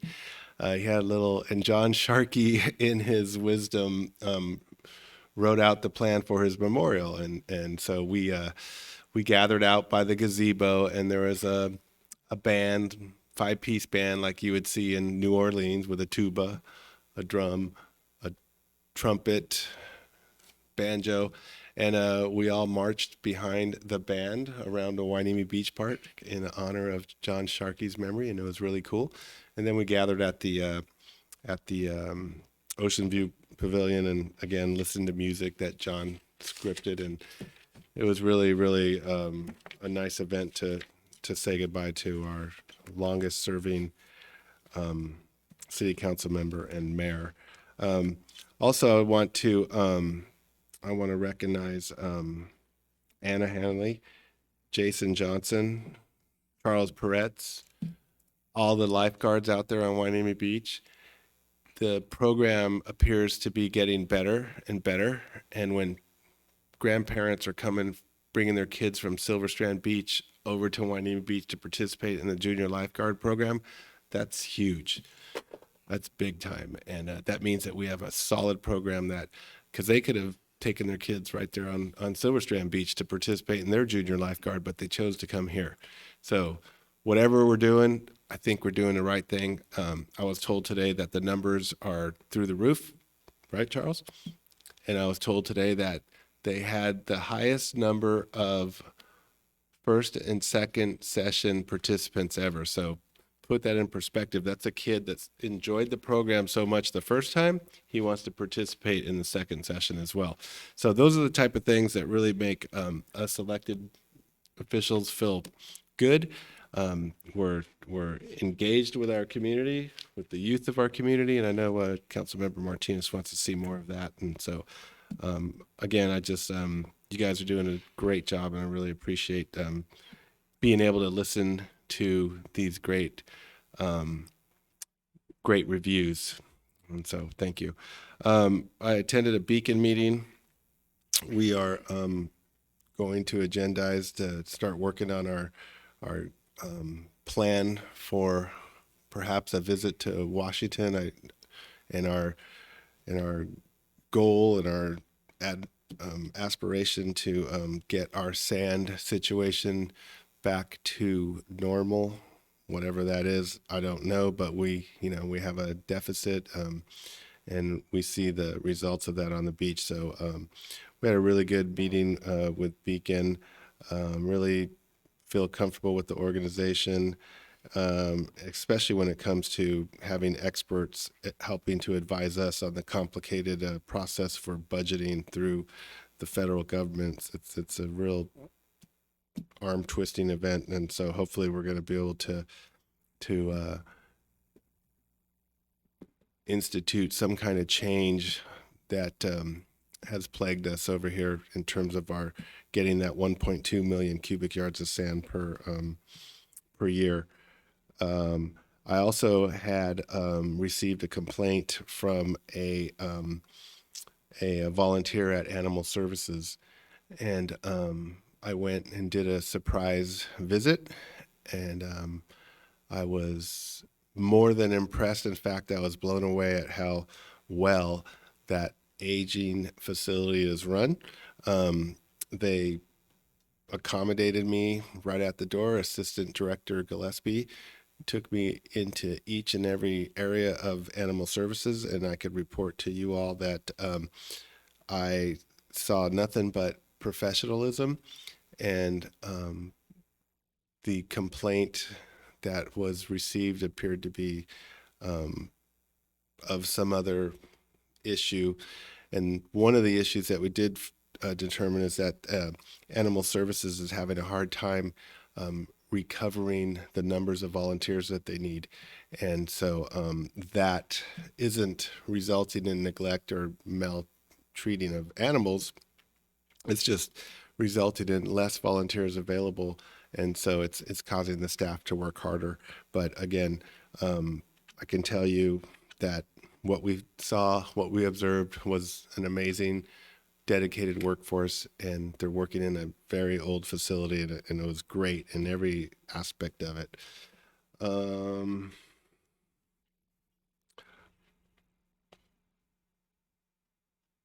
think that's it for me. I would, that's on the next one. Okay. Any other comments? Anyone remember anything? No? Bob? Yeah, Bob did. Okay, we're going to move on to requests for future agenda items. I'd like to remind council members that all requested items will require a motion, a second, and a majority vote per adopted council policies to be placed on a future agenda. Does anybody have any requests for a future agenda item? Yeah, I'd like to recommend that we direct the city attorney to draft an ordinance with respect to the presentation delivered by Surfrider Foundation on the EPS waste. May I make a suggestion to have that be a business item, considering there are several items that were potentially areas to go, and I'd rather have council's input before I just draft something. Yes, please, yes. I wasn't really sure, if we were in agreement with every element of it, so Now second. Thank you. May we have a roll call vote, please? Councilmember Hernandez. Councilmember Martinez. Yes. Mayor Pro Tem Rollins. Yes. And Mayor Gama. Yes. Motion passes. Thank you. Councilmember Perez absent.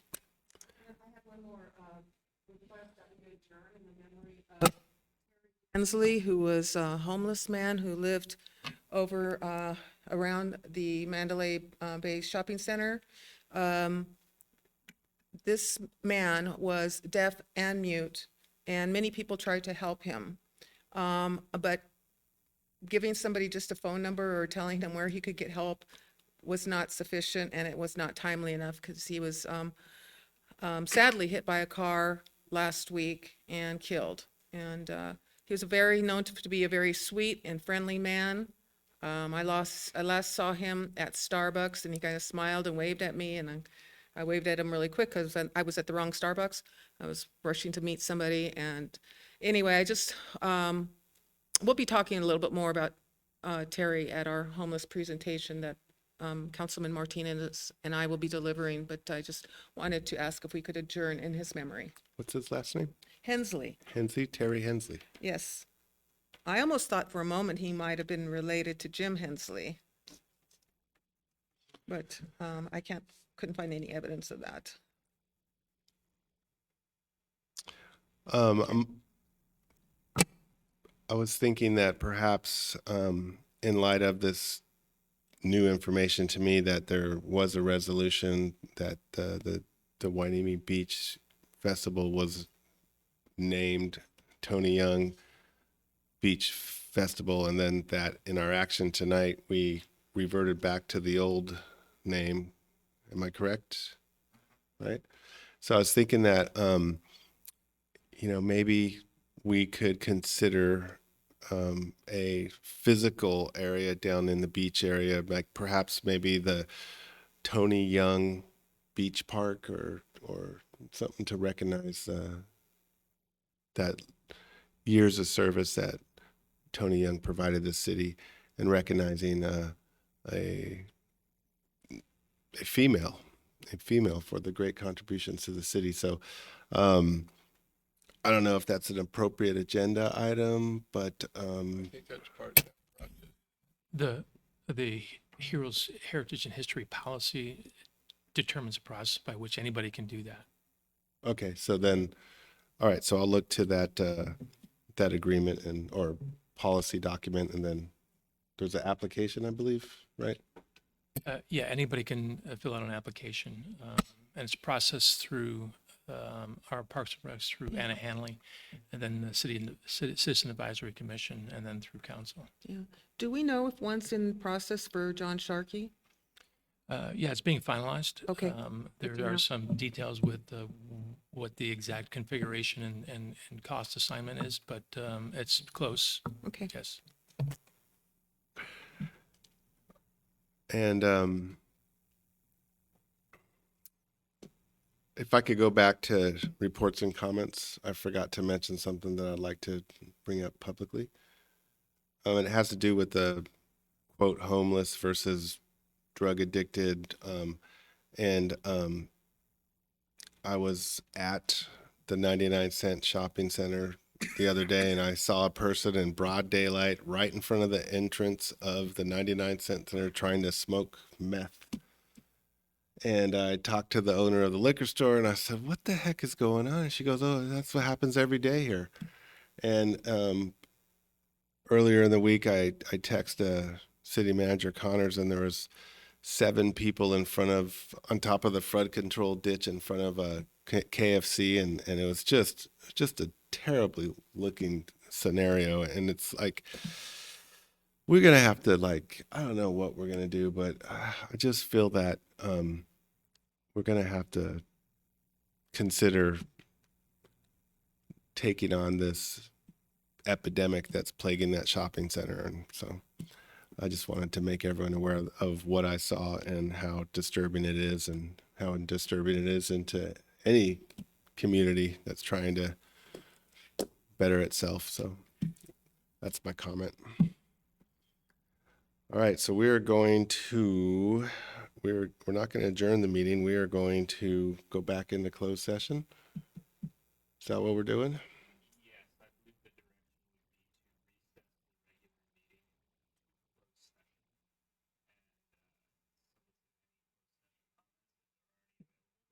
Do I need a motion?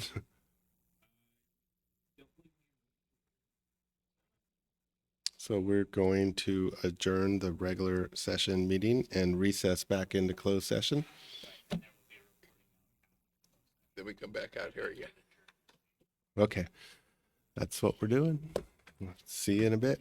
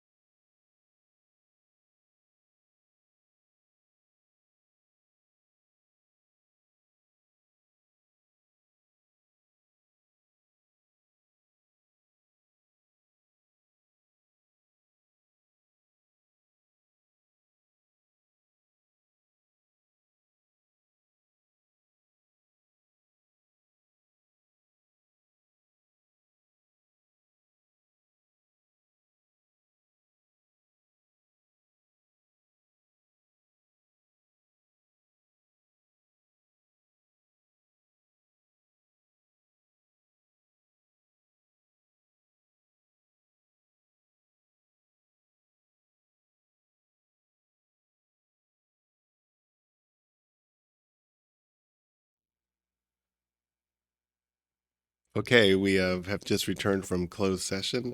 City Attorney, do we have any items to report out? There was no reportable action taken in closed session tonight. Thank you. We are going to adjourn this meeting to the next meeting, which will be, when's our next meeting?